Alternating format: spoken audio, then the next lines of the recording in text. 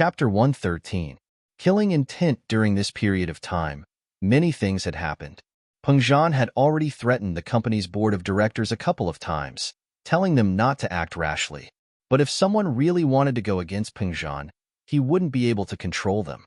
As a result, Faubert had to be extremely careful, be it in the company or outside. The car was parked in the company's parking lot, but Faubert still made sure to check the car's exterior carefully before he drove off. It wouldn't be so bad as to plant a bomb, but destroying the brakes or puncturing the tires was a possibility. Faubert had to be on guard. Peng Zhan and Lin Yi walked at the back of the group, Lin Yi having a pretty good idea of Peng Zhan's intentions. Peng Zhan wouldn't be this enthusiastic about packing up, so there had to be something he wanted to say to Meng Yao and Yushu first. "What's the matter, Uncle Chu?" Lin Yi asked as he put the food on the table into boxes. "Haha, I can't hide anything from you." Peng Zhan picked up a lunchbox as well. "I've already done my own investigation on the matter in the company, and I've confirmed the suspect, but this involves the reputation and benefits of the previous generation. I can't make a move before I have concrete evidence," Peng Zhan said as he picked up a lunchbox. "Uncle Chu, you want me to go collect evidence?" Lin Yi asked. "That's not necessary. Just stay by Yao Yao's side, and don't let anything happen to her. I can handle the company stuff for now," Peng Zhan said with a shake of his head. "That's fine. Just let me know when you need me." Lin Yi said inwardly. Did he even need evidence? "Tell me who you suspect, and I'll just kill them for you. What's the point of looking for evidence?" But Peng Zhan was the employer, and Lin Yi had to follow his instructions. "Do you have enough money? Spending time with Yao should be quite expensive, right? I heard you guys went shopping yesterday," Peng Zhan said, changing the topic. "Money? Not really." Lin Yi shook his head, a bitter smile on his face as he pointed at his clothes. "Miss Chu paid for this set of casual clothes. I haven't spent much yet." "Haha, shopping? Men have to spend to show their manliness," Peng Zhan said with a smile. "How about this? I'll get Li Fu to get you a credit card later. You can just swipe it." "Ah, all right." Lin Yi smiled and shrugged. He didn't reject the offer anymore. Why wouldn't he accept money that was given to him? He didn't know why Peng Zhan was doing this, but he wasn't in the habit of rejecting money from his employer. The two came out of the elevator and went to the underground parking lot. They walked in the direction of Li Fu's car, and Lin Yi's Jade reacted after a few steps. What's wrong?" Peng Zhan noticed that Lin Yi wasn't moving anymore. What's wrong?" Peng Zhan asked, puzzled as Lin Yi stopped walking. "HM?" Peng Zhan paused. "Killing intent?" "HM?" Peng Zhan paused. "Killing intent?" Peng Zhan, on the other hand, hadn't sensed it, but he knew that killing intent was a mysterious thing. It wasn't surprising that Lin Yi could sense something that normal people couldn't. Boom! A huge chandelier fell from the sky, shattering into pieces where they were standing. Boom! A huge chandelier fell from the sky and landed where the two of them were standing before, shattering into pieces. Peng Zhan's face paled as he looked at the broken pieces of the chandelier. His eyes were filled with rage. The chandelier was huge. If it wasn't for Lin Yi's quick reflexes, they would have been smashed by the chandelier. The chandelier was made of glass. It wouldn't kill them if it fell on their heads, but it would definitely hurt them. These people dared to do this. Peng Zhan's face was filled with anger. They were too daring. Peng Zhan knew that this was revenge for what he did during the board meeting on Friday. It seemed like these people had reached the point where they could do whatever they wanted. Not only did they dare to kidnap Meng Yao, they even dared to do something like this. Li Fu was in the car, and naturally, Meng Yao and Yushu saw it as well. The two stared blankly at the scene, and after a while, Meng Yao and Yushu finally cried out. What happened? It was too scary. Li Fu, on the other hand, was calmer. He was already running over to Peng Zhan. "Mr. Chu, are you all right? Call the security guards to check what's going on. Close the underground parking lot, and don't let anyone leave," Peng Zhan ordered. "It's fine," Lin Yi said as he looked at the cut on the chandelier. He stood up and said, "Someone used a sharp weapon to cut the cord of the chandelier." "Oh?" Peng Zhan paused and looked in the direction Lin Yi was pointing. There was indeed a neat cut on the wires of the chandelier. Peng Zhan's face darkened. But how did they calculate the time? The chandelier fell when we passed by? Haha. I'm guessing that the chandelier was turned off when we passed by. The cut cord wasn't enough to keep the chandelier working, so the chandelier fell. Linny said. Of course, it's just a guess. Maybe they have other ways. Pengzhan wasn't stupid. He knew that Lin Yi's hypothesis was very likely. If that was the case, then there was no need to investigate. Since the enemy had done it so secretively, he wouldn't be able to find anything even if he went to investigate now. The evidence must have been destroyed. Let's go. Pengzhan took a deep breath and suppressed his anger. He walked to the car with Faubert. You sit in the back with Yao Yao and the others. I'll sit in the front passenger seat. Pengzhan said to Lin Yi. Okay. Lin Yi nodded. He was about to open the back door when he saw Ming Yao in the back seat. Lin Yi hesitated and turned to Yushu's side. He opened the door and got in. Compared to Ming Yao, Lin Yi and Yushu had a better relationship. The Bentley was spacious, and it wasn't cramped even with 3 people in the back. Chapter 114. Worrying about personal gains and losses. Chapter 114. Worrying about personal gains, her dad was looking for a son-in-law. Lin Yi did look quite handsome now. Plus, for a girl who'd grown up in a rich house like hers, it didn't matter if the guy was young or rich anymore. She'd rather find a man who'd focus on her, someone who'd protect her. Evidently, Lin Yi was capable of protecting her. She didn't have anything to do with him right now, and he was just someone her dad hired. If he was willing to stand in front of her when she was in danger, wouldn't he be even more careful and protective of her if he were to become her boyfriend? Ming Yao blushed even redder at the thought. She'd never been in a relationship before, and her heart was starting to stir. She didn't think much of it before, but Yushu's words made her start to think about it. But the worst part about Lin Yi seemed to be that he was a playboy, or was it because she wasn't attracted to him at all? Why was he and Lingshan together when they just met? And why was that tall girl he'd seen yesterday? Could it be? Was it because she was too immature?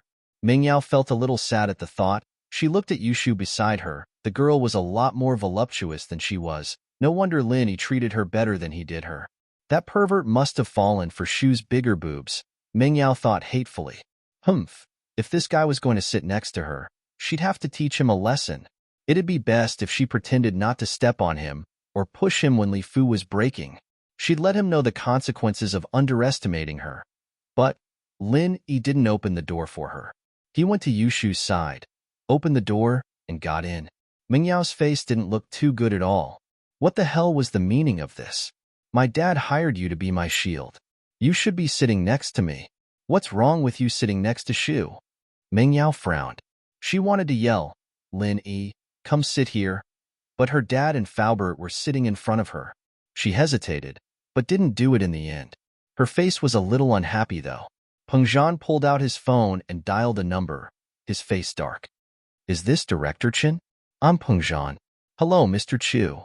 Chief Chen of the Songshan police station picked up the phone, his tone much better after hearing that it was Pengzhan.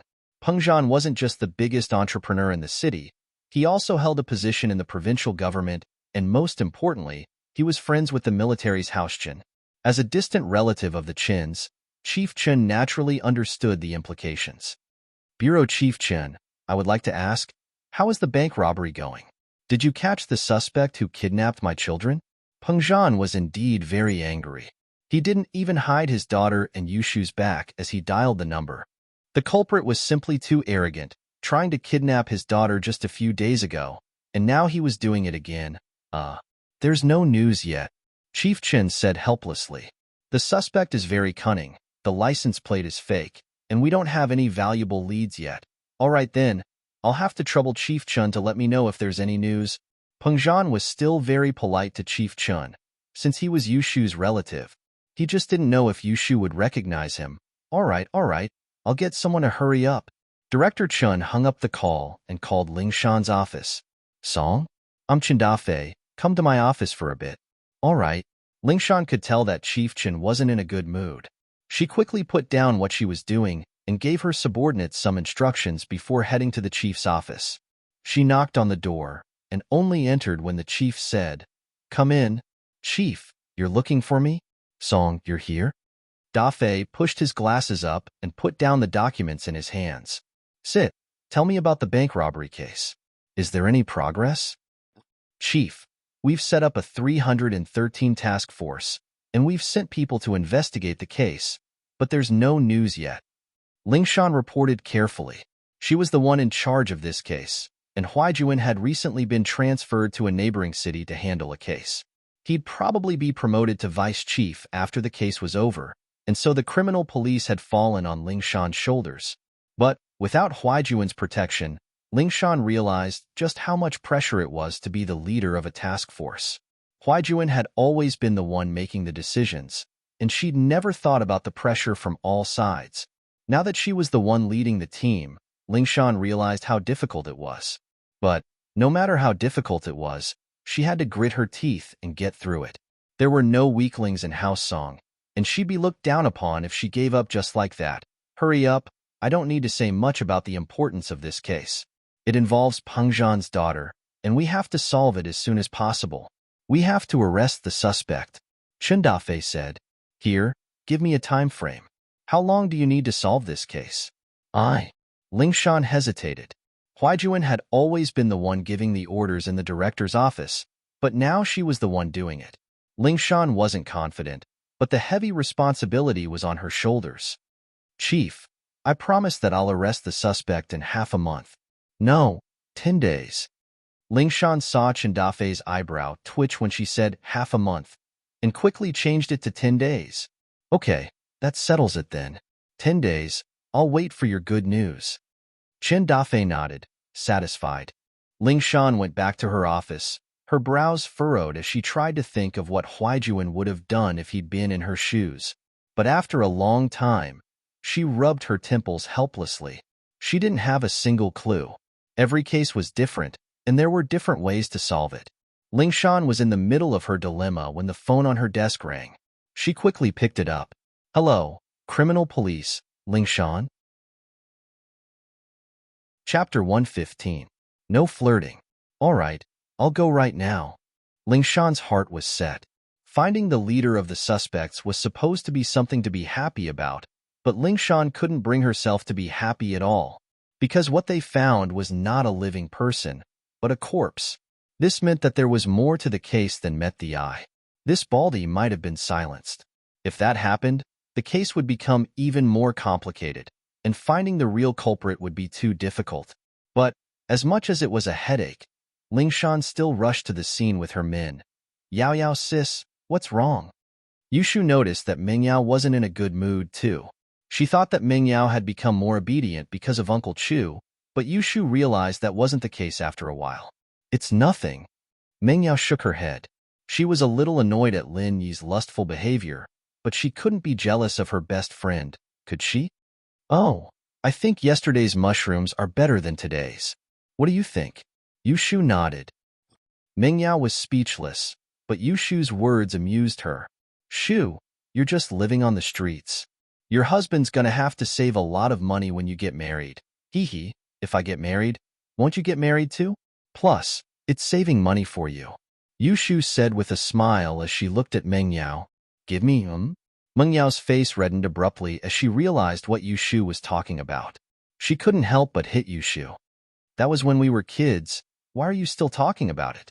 Hee hee, we did pinky promise when we were young. Yushu's face reddened as she spoke. She glanced at Lin Yi from the corner of her eyes.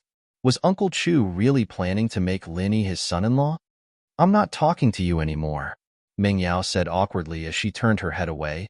What Yushu was talking about when they were young was a little secret between the two of them. They'd never told anyone about it, but they'd still joke about it when they grew up. 6 or 7 years ago, when they were in junior high school, the two of them watched a soap opera series. It was about a pair of best friends who had a very good relationship since they were young. In order to be together every day, they married the same man, and so, Yushu stupidly said, Yao Yao, if you're getting married, I'll marry you too. That way, we won't be separated. Meng Yao nodded in agreement upon hearing that it was a good thing. And so the two pinched their pinky promise for 100 years. It was only as they grew older that they realized how ridiculous it was, but they still joked about it. Yushu, on the other hand, didn't want to call Ming Yao Big Sis anymore after she grew up. They were classmates, after all, and calling Ming Yao Big Sis felt a little childish. Ming Yao, however, used this to threaten Yushu.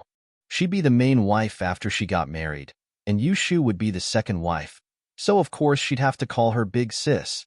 If she didn't, she'd tell everyone about it. Helpless, Yushu could only go back to calling Ming Yao Big Sis. She'd been calling Ming Yao Big Sis for so many years, but it was getting easier as well. She was a few months younger than Meng Yao's birthday anyway, so calling her Big Sis wasn't a big deal. Of course, this was something only Ming Yao and Yushu were involved in. No one else knew about it. Linny was a little confused as he listened to the two girls talking about obscure stuff. He shook his head, not bothering to ask. Linny knew that there'd be no reply even if he did. Linny sat on the side with his eyes closed. It looked like he was resting, but he was actually doing something else. Jiao Lao, the Jade's warning earlier, you? Linny didn't know if the Jade's warning had anything to do with Jiao Lao. Linny hadn't thought to ask about it when they were in the Jade's space. Warning? Jiao Yazi blinked. What warning? I didn't feel anything. You didn't feel anything? Lin Yi blinked. Just now, the moment the chandelier was about to fall, I felt the Jade sending me a signal of danger. It's the same signal that warns me every time I'm in danger.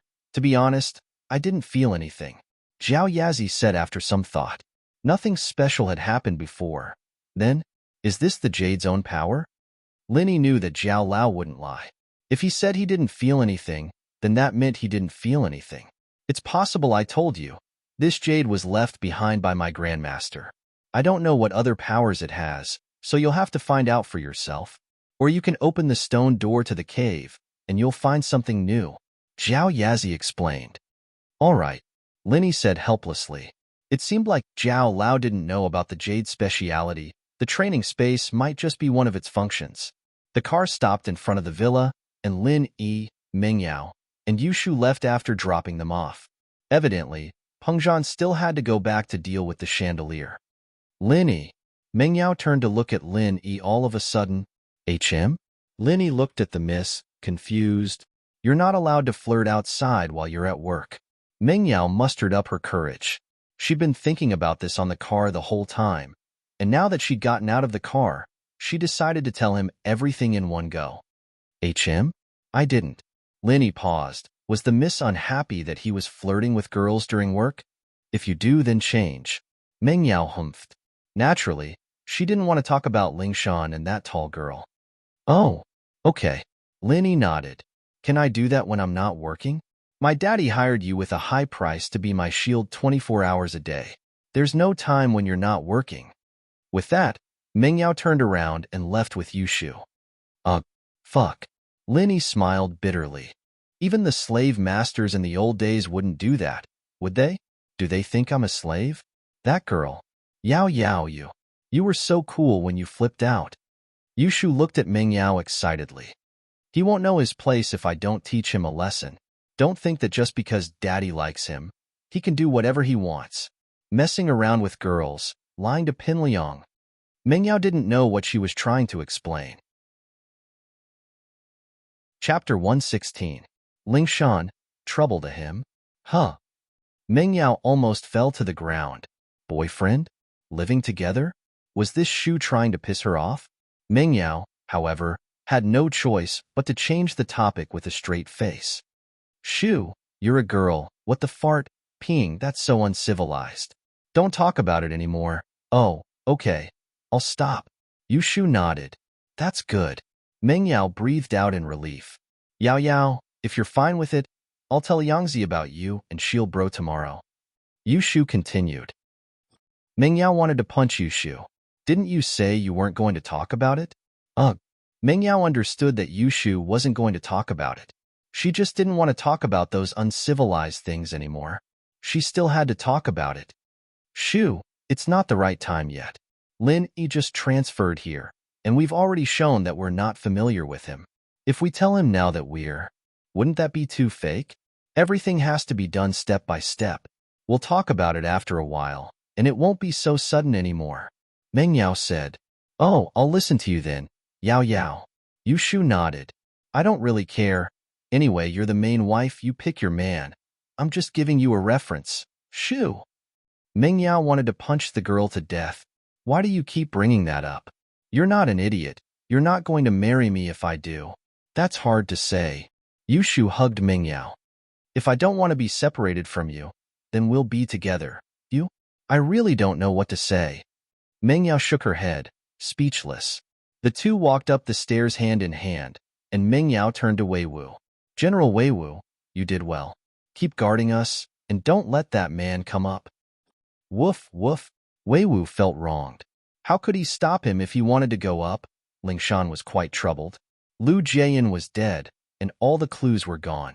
Only Lu Jian's bald head was more obvious, and the others were much more ordinary than Lu Jian. As for Lu Jian, according to the forensic report, he had died from a single gunshot. The other male corpse was also one of the bank robbers. He had died from a single gunshot as well. Apart from these two corpses, there were no other corpses. In other words, only two of the kidnappers were dead, and the others might still be alive. This was good news. If all of them were dead, it'd be even more of a headache for Ling Shan, but only two of them were dead. This meant that there was an internal conflict within the group, or they were killed after the deed was done. Through the internet search, the other male corpse's identity was confirmed. Ma Lu, male, 29 years old, unemployed young man from Electric Ox Village in Songshan's Cargo Rat County. He had a bad reputation in the village and was considered a loafer. He left the village early last year, and his whereabouts were unknown. Evidently, Ling Shan didn't know Lu Jian until after Ma Lu left Electric Ox Village, so this clue wasn't very meaningful. After some hesitation, Ling Shan decided to give Huaijuan a call and ask for advice. She really didn't have a clue what to do. She'd already made the order, and the director wouldn't fire her if she couldn't solve the case in 10 days, but it'd be very embarrassing for her.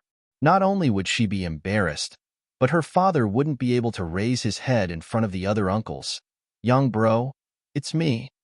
Ling Shan was a little uneasy. After all, calling Huaijuan would make her seem useless. She'd been learning from Huaijuan for so long without any progress, and it was quite embarrassing. In the past, Huaijuan was always the commander, and she was the vanguard.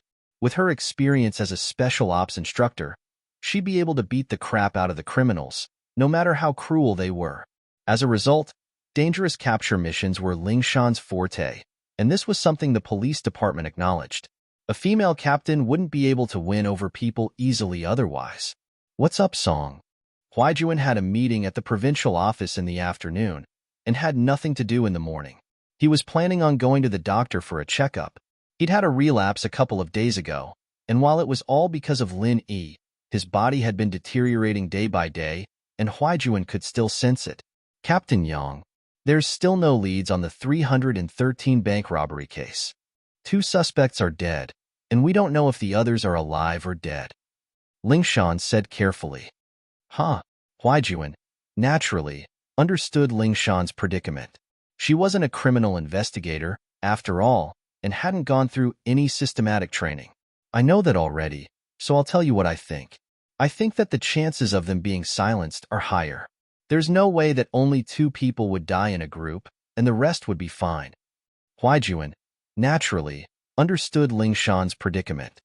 Then, what if they were killed by someone else? Only the 2 of them aren't on the same side?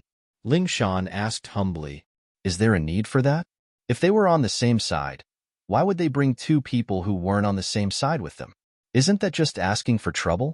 Either they're reliable or they're not, Huaijuan said with a smile.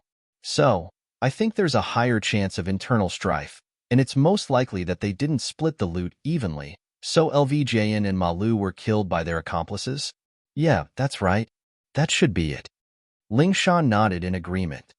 If that's the case, then we'll just have to increase our search efforts. They've got so much money with them, and unless they don't want it anymore, they won't be able to move too quickly. We have people on the main roads, and the chances of them leaving Songshan is very low. Let's search the area around the corpses. We might be able to find something. Huaijuan said. Yeah, got it. Ling Shan said, feeling as if she'd been enlightened. Haha, Song. I heard that you're friends with Lin Yi? Huaijuan sighed, but decided to ask anyway. The police department was already talking about Ling Shan's heroism. serving her boyfriend in the hospital. Huaijuan didn't really believe that Linny and Lingshan could be together. Linny wasn't the type of person to go around flirting, and Lingshan herself hadn't had any scandals in her time in the police department. Even a man as outstanding as Chen Yutian was rejected. Chapter 117. The Master of Traditional Chinese Medicine? Ah? Lingshan blinked, her face darkening immediately. She hadn't expected the captain she admired to be this gossipy. In her impression, Huaijuan was a strict and serious person, and yet he was asking a question like this. It wasn't that Lingshan hadn't heard of the rumors in the police station, but she had no way to explain them. Things like this would only make things worse the more she tried to explain. Anyone with eyes would misunderstand what had happened in the hospital, and so there was nothing she could do about it. She could only let them say whatever they wanted and hope that things would calm down after a while. She really didn't know how to explain it now that Huaijuan had asked. Captain, I didn't. Haha, the police force doesn't allow people to date, that's your thing.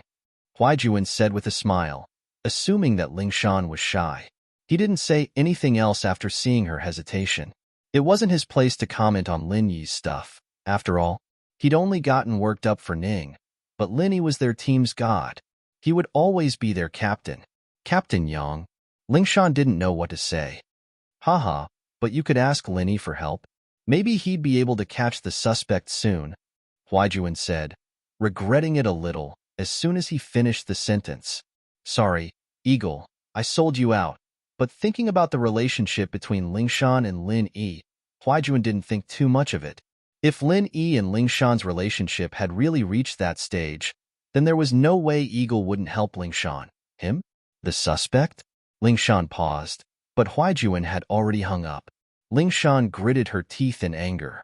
Lin Yi, you bastard. You've ruined my reputation.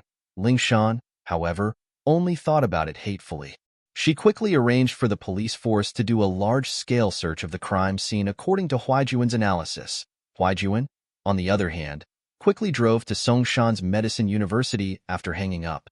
Songshan Medical University was one of the most famous medical universities in the country. It even enjoyed a certain level of prestige in the world. Many foreign students came here to study traditional Chinese medicine for no other reason than the director of the School of Chinese Medicine, Guan Xuemin.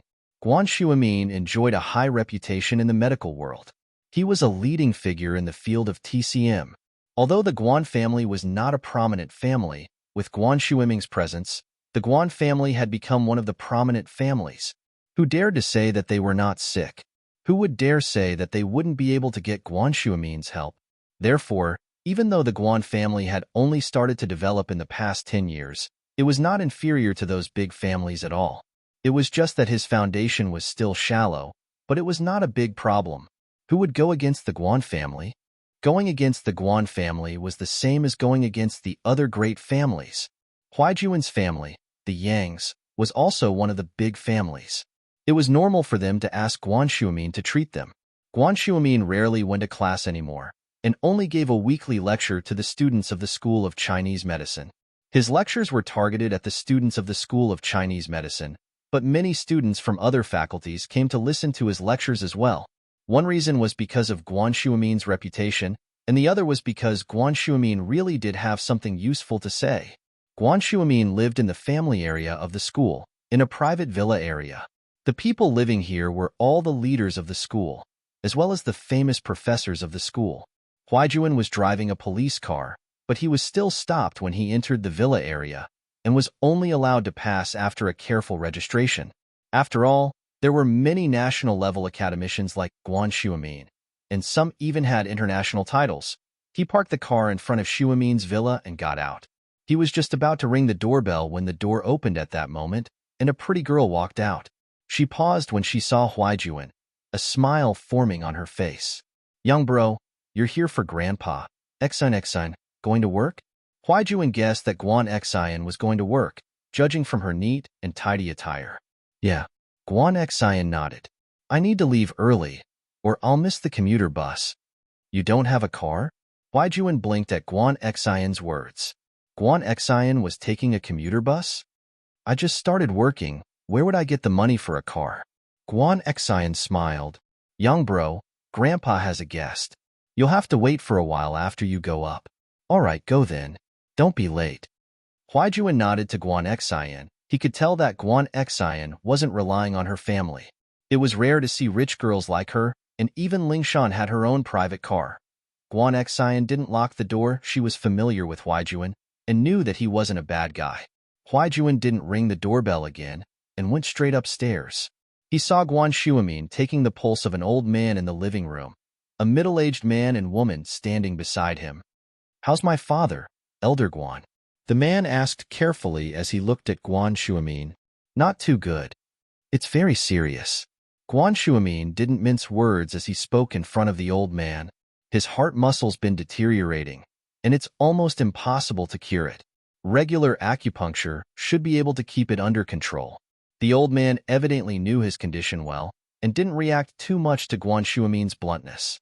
The middle-aged man, on the other hand, was a little anxious when he heard that Guan Shuamin could keep it under control. "Can it? That's all right. It'll be fine as long as it doesn't worsen or act up." He'd seen a lot of doctors, but none of them had been able to do anything about it. He'd come to Guan Shuamin's place out of curiosity, but hadn't expected to find a solution. "That's not a problem." Guan Shuamin nodded. "Acupuncture once a week can keep it under control for a week, and if it's done well, another 10 years shouldn't be a problem." "Another 10 years?" The old man was quite happy to hear Guan Shuamin's words. 10 years is a lot of things we can do." "Then we'll have to trouble you, Elder Guan. We live in Yinjing, and as for the weekly acupuncture, we'll pay for the treatment fee, and we'll reimburse you for the travel back and forth," the middle-aged man said. "I don't have the time. The acupuncture has to be done here." Guan Shuamin rejected the offer mercilessly. He had his own rules when it came to treating patients, and he didn't have to do it himself. The middle-aged man was in a difficult position. His father was already so old. Wouldn't it kill him to go through the trouble every week? Chapter 118. A master doctor, you should find someone else. Guan Shuamin didn't even look at the middle-aged woman as he stood up, clearly intending to send them off. The middle-aged man's lungs were about to explode at the sight of his wife throwing a tantrum. It hadn't been easy finding a doctor who could treat his father's illness, but she'd offended him just like that. Was Guan Shuamin an ordinary doctor? Did he lack money, and even double the fee? The middle-aged man stomped his feet in anger, raising his arm and slapping the middle-aged woman across the face. "Shut up, Huiru." Huiru was dumbfounded by the slap. She covered her face and stared dumbly at her man, who ignored her and chased after Guan Shuamin. "Elder Guan, don't stoop to her level. Don't be angry, let's talk this through." The middle-aged couple was the middle-aged service workers Lin he had met in the business district. The man's name was Lu Tianyi, and the woman's name was Wu Huiru.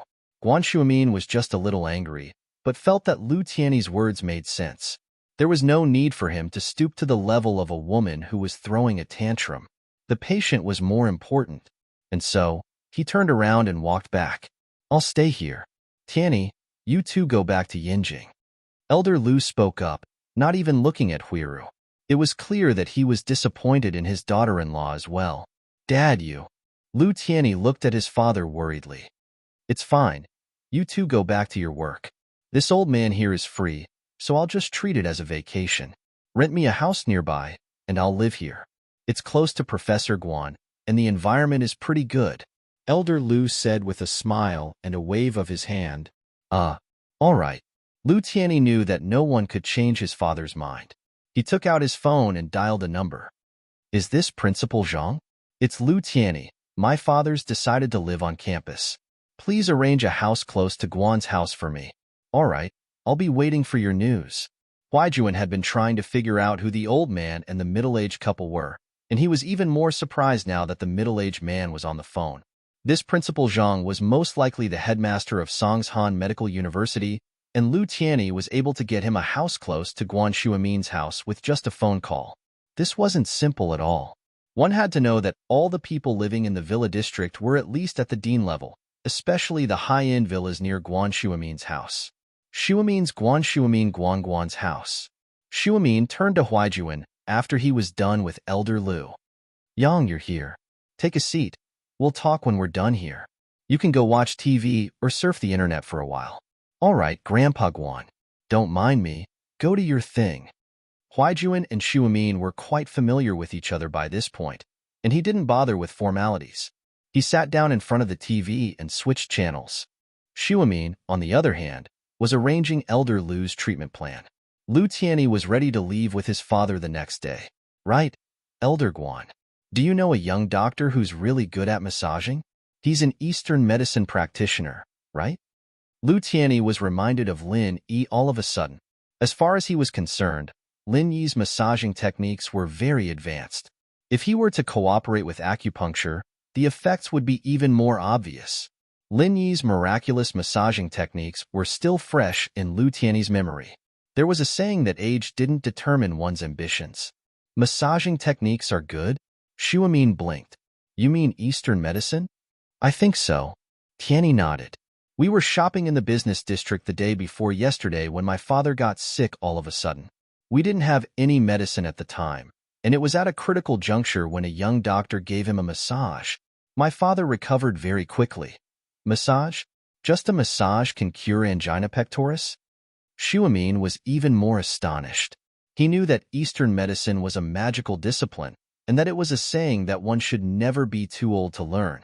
He might be famous in the country, but Shuamin knew that Eastern medicine was a vast and profound field, and he was still a long way from mastering it. However, he also knew that angina couldn't be cured by a simple massage. It could be controlled with acupuncture. Although the chances weren't very high, there was still hope. Even he himself would use Western medicine for emergency treatment, and after his father returned to normal, he would use acupuncture to control the condition. Yeah, he just massaged my father a couple of times, and he's slowly recovering. Tianyi's heart skipped a beat as he looked at Shuamin's shocked face. He didn't know much about Eastern medicine, but he could tell from Shuamin's expression just how miraculous the doctor's skills were. Even Shuamin couldn't believe it. How is this possible? Shuamin frowned. Massaging has such a magical effect? Didn't he use any other methods? No, I was just beside him, and he just happened to pass by here. If he didn't know the girl who was driving, he probably wouldn't have come to meddle. Speaking up to this point, Lu Tianyi blushed a little and glared at his wife. If it wasn't for the Wu family, he would have divorced his wife a long time ago. It was really too embarrassing. She was an unreasonable shrew, and he didn't know what kind of upbringing she had when she was young. Fortunately, Shuamin didn't care about anything other than massaging. After hearing what Lu Tianyi said, he thought for a while and said, Eastern medicine is broad and profound. I've read in a medical book that in ancient times, people used qigong and massage to treat illnesses, and this effect could be achieved. However, it's been lost in history now. I'm not sure if the person you're talking about knows this method. Oh? If that's the case, then isn't that person very amazing? Lu Tianyi was a little regretful. If he knew that young man had such amazing medical skills, he wouldn't have let him go. Even if he begged, he should have asked if there was any hope of curing his father's illness. It was just that he didn't know at the time, Sai. If what you said is true, then this person's medical skills are probably above mine. But when did such an amazing Eastern medicine doctor come to Songshan? How come I didn't know about it? Shuamin tried hard to recall if there was such a master among the people he knew, but unfortunately, not only was there no one, he hadn't even heard of it. Chapter 119. It's too late, around 20? Shuamin's brows furrowed tightly, so young and already so good at medicine. Could he be from some hidden family of miracle doctors? Shuamin may have been promoted to a very high position, and he was renowned throughout the world for his acupuncture skills, but he knew very well that there were many people in the world who were very good at medicine, but didn't show their faces to the public. He'd met one when he was younger. He'd learned acupuncture from him. He'd barely scratched the surface, but it was enough to make him famous throughout the world. That was why Shuamin was surprised to hear that the person was around 20, but he didn't doubt it. The master he'd met back then wasn't that old as well? But Shuamin wasn't naive enough to think that the person he'd met back then would still be young after all these years. Plus, Lu Tianyi had said that the person was around 20, but the person he'd met was at least 30. Could it be that he'd practiced some sort of divine art that allowed him to live younger and younger? It didn't seem possible, Professor Guan. I've seen the young man after that, and I can confirm that he's no older than 20. He had a mature aura about him, but judging from his face, he couldn't be too old. Elder Lu, who'd been listening on the side, spoke up. If that's the case, then I really don't know who you're talking about. There are a few famous masseurs in Songshan, and even the youngest one is in his 50s. Shuamin didn't finish his sentence, but no matter how bad one's eyes were, it was impossible to mistake an old man in his 50s for a 20-year-old boy. I see. Lu Tianyi was a little disappointed. Then there's nothing I can do. Didn't you guys leave his contact information that day? Lu Tianyi didn't know what to do, but Shuamin was intrigued. How many people in the world could be an expert in traditional Chinese massage with such miraculous effects? As a leading figure in the traditional Chinese medical world, Shuamin really wanted to get to know this masseur. Perhaps if they could have a discussion, he'd be able to benefit a lot from acupuncture. There were many similarities between massage and acupuncture. They were both treated through acupuncture points. We did give him a way to contact us, Tianyi said. A little awkwardly, he didn't think too much about it at the time.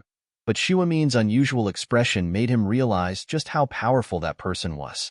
My father told him to contact us when he's in Yinjing, Guan Shumin smiled, but there was a hint of disdain and indifference in his smile. If an ordinary young doctor knew old man Lu's identity, he would probably think of ways to curry favor with him, right? However, to a person with superb medical skills who lived in seclusion, this was nothing. If a 20-year-old lad wanted fame, wealth, and status, he could make a name for himself just by relying on his superb massage skills.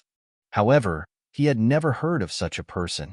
It was obvious that he didn't care about fame and fortune. This was very rare for a 20-year-old young man. Guan Shuamin thought back to when he was young. After receiving the guidance of that expert, he too wanted to make a name for himself. Guan Shuamin couldn't help but feel ashamed. This was a real expert. It would be strange if such an expert would take the initiative to contact old man Lu. Lu Tianyi didn't notice anything, but although old man Lu was old, he was very shrewd.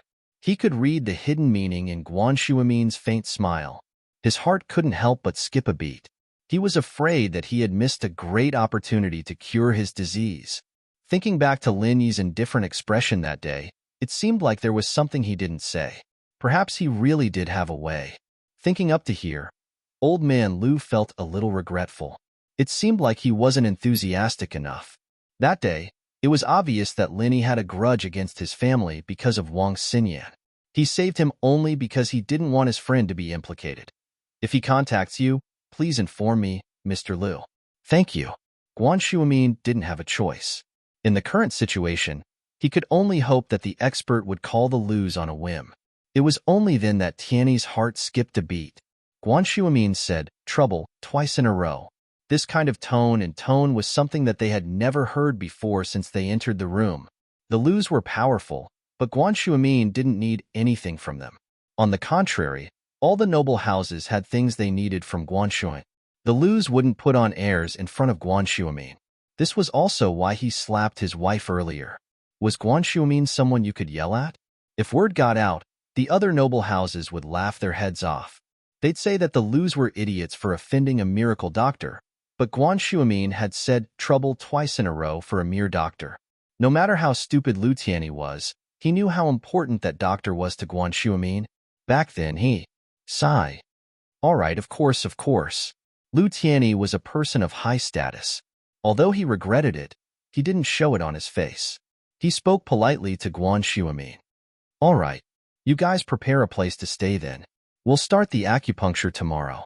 Guan Shuamin nodded and stood up, indicating that he was sending them off. All right, Professor Guan. We'll be on our way then, Lu Tianyi said as he helped Elder Lu down the stairs with Wu Huiru, who was covering her face with her hands. Guan Shuamin didn't send them off. He turned to Huaijuan instead. Yang, there's no rush, right? No, Grandpa Guan. Those people were... Huaijuan hadn't seen this family before, and it seemed like they weren't locals, especially since that Lu Tianyi mentioned something about Yinjing. Oh, Yinjing's house, Lu, a big house. The doctor's elder is Lu Zhenhu. He's 80 this year. He's in good health, but he's sick. Guan Shuamin and Huaijuan started talking about the Lus. The two were quite familiar with each other now. So it's Yinjing's house, Lu. No wonder they could get the principal to prepare a house with just a phone call. Huaijuan smiled. Let's stick to the old routine. Acupuncture won't have much effect on you anymore, but it's better than nothing. Hang in there. I'll go to Yinjing next week for an Eastern medicine symposium. I'll use your condition as a case study and discuss it with others, see if there's anything we can do. Guan Shuamin said. Chapter 120. Looking at the prescription, keep it up. It'd be great if it was just keeping it up. Guan Shuamin sighed. It's not like you don't know how damaging those painkillers are to your body. Over time, let's not even talk about whether they're still effective or whether your body will develop resistance to them. Even if they don't, you'll still be worn down by the side effects of those painkillers, right? Huaijuan remembered something all of a sudden when Guan Shuamin mentioned painkillers. The prescription Lin gave him, he'd gone to the pharmacy with the intention of giving it a try that day. He'd boiled the medicine a couple of times when he couldn't sleep, and the effects were truly miraculous. His body didn't hurt after a while, and he slept all the way until dawn, feeling indescribably refreshed. It was a hell of a lot better than using painkillers in the middle of the night and having to use them again. Huaijuan wasn't expecting Lin Yi's prescription to be this effective either. He'd been drinking the medicine for the past couple of days, and the pain had been under control. As expected of an eagle, a godlike existence in the team, Huaijuan couldn't help but sigh at his own inferiority. It wasn't just him. Everyone in the team who'd fought alongside Lin Yi before was impressed. No one was jealous of their goddess infatuated with Lin Yi because they felt that it was only natural. It couldn't be any more normal than that. Huaijuan remembered the prescription Lin Yi gave him when Guan Shuamin mentioned the painkillers. He hesitated for a moment, deciding that Lin Yi wasn't going to tell anyone about it. Lin Yi was probably on a special mission right now. What if he brought trouble upon himself?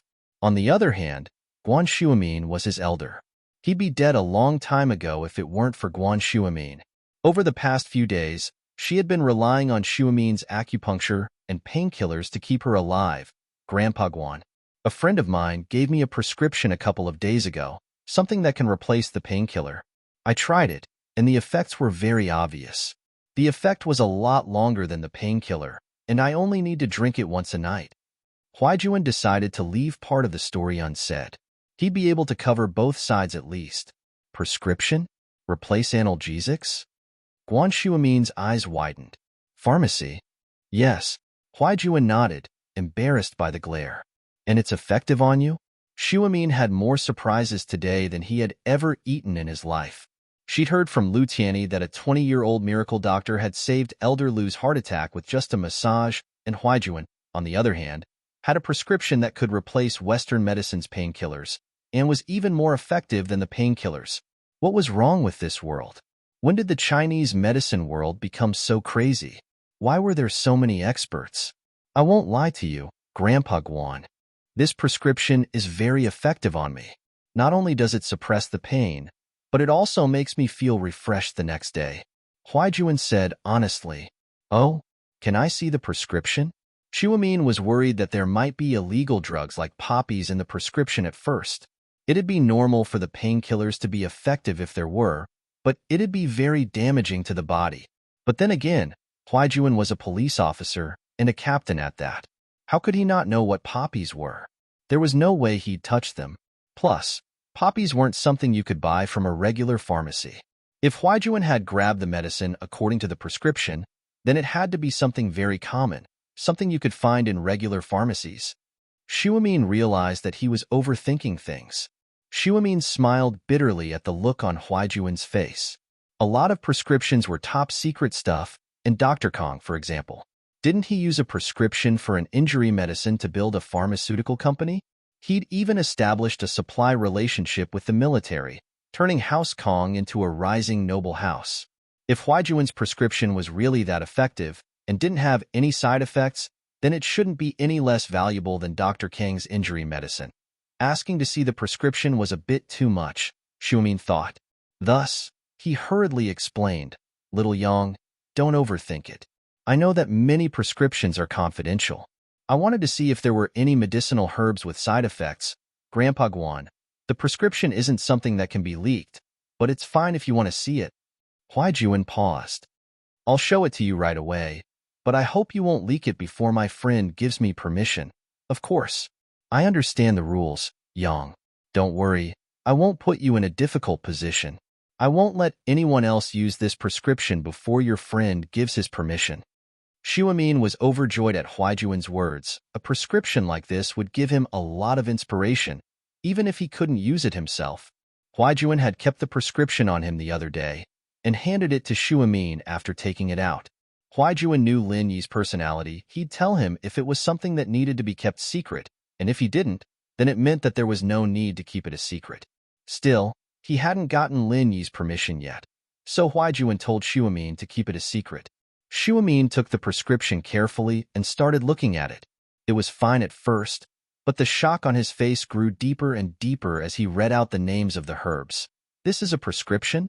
Xuemin was a bit dumbfounded on the spot.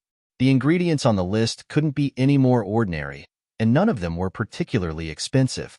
A few of them, such as Gastrodia alata, did have the effect of calming pain. He'd used these herbs on Huaijuan before, but the effects weren't as obvious. Could it be that these herbs had a different effect when put together? Xuemin was surprised, but he was a leading figure in the field of Eastern medicine. He knew that a single ingredient in a prescription could make a huge difference in the effects of the medicine. These herbs were mostly used for nerve and muscle pain, and there wasn't anything special about them. The only thing Xuemin was sure of was that these herbs weren't poisonous, and they didn't contain anything overbearing like poppy seeds. Chapter 121.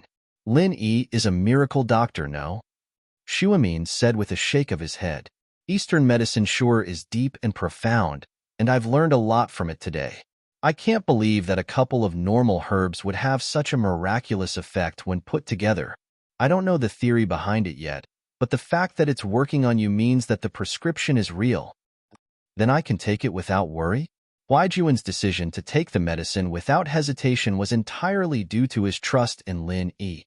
Who wouldn't trust a man who'd entrust his back to Huaijuan on the battlefield? What could he possibly do to him? Huaijuan, however, couldn't help but be shocked at Xuemin's affirmation of the prescription. The fact that Xuemin was saying this was proof of how miraculous the prescription was. Of course, the person who gave you the prescription must be a big shot in the Eastern medicine world, right? Xuemin sighed. Of course, I'm not trying to find out his name, but I'd like to meet him and ask him some questions if I have the chance. Grandpa Guan, I'll pass on your message if I see him again. But, Huaijuan said, troubled. I understand. It's fine if he doesn't want to see me, haha. I know my place at least. Miracle doctors are pretty busy, after all. Xuemin said, understanding. Miracle doctor? Huaijuan almost faint. Lin Yi was a miracle doctor? He knew that Lin Yi was a god of war on the battlefield, but he didn't know that he was a miracle doctor. The medicine he'd brought back from his hometown was quite effective, but that didn't make him a miracle doctor, did it? All right, I'll pass on the message. Huaijuan nodded, not in a position to say anything else. That's good, Yang. You look like you're in good spirits. Evidently the prescription is working. It looks like it won't be a problem if your body doesn't develop a resistance to the medicine. Xuemin had been observing Huaijuan ever since he'd entered the room. Traditional Chinese medicine was all about observation, and this observation referred to the patient's expression, complexion, body shape, posture, and tongue, in order to detect any abnormalities in the internal organs.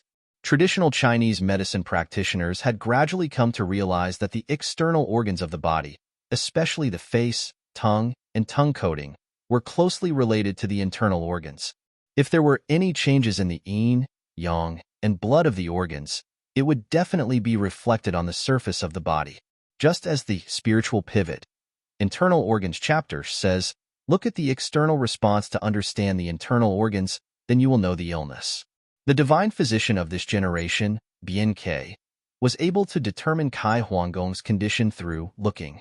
Bian Ke left after looking at Marquis Huan, which meant that Bian Ke knew that Kai Huanggong was beyond saving with just one look and left immediately. Guan Xuemin wasn't at Bian Ke's level yet, but Huaijuan's complexion was noticeably better than before. Guan Shuimin could tell that it was the result of the herbal medicine. Then I can stop using the painkillers? Huaijuan wasn't expecting his miraculous captain to give him yet another big surprise. Of course you can stop that.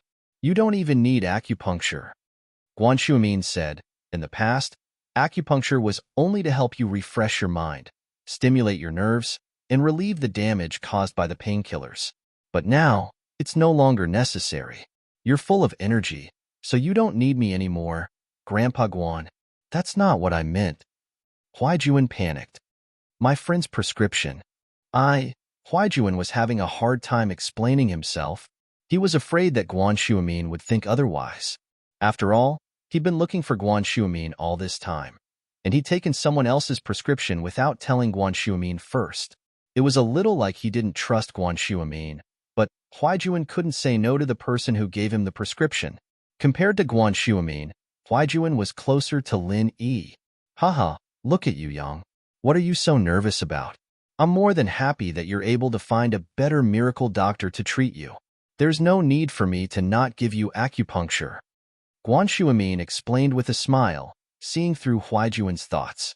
Plus, like I said, I'm happy enough to meet someone as powerful as him. I'm just an apprentice before him. Why would I be unhappy about something like this? I see. I've been thinking too much. Huaijuan sighed in relief. I'll pass on your message, Grandpa Guan, but I can't decide if he wants to meet me or not. Of course. Guan Shuimin nodded. Yang, come visit me often even if you don't do acupuncture anymore. We've been together for so long. I'll miss you a little if you don't come. Don't worry, Grandpa Guan. I'll come when I'm free. Huaijuan promised.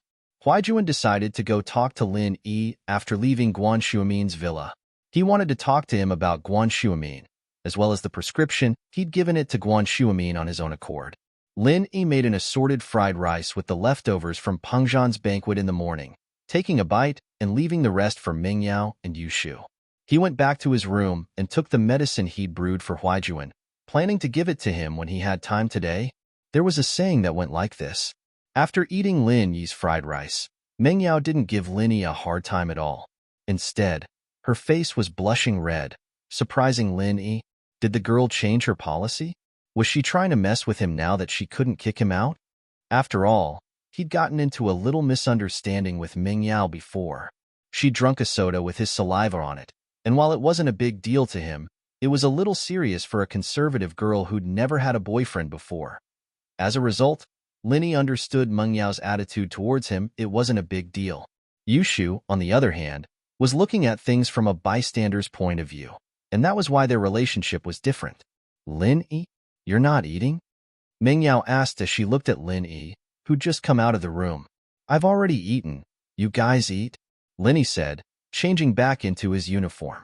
Oh, why are you wearing your uniform again? Where's the clothes I bought you yesterday?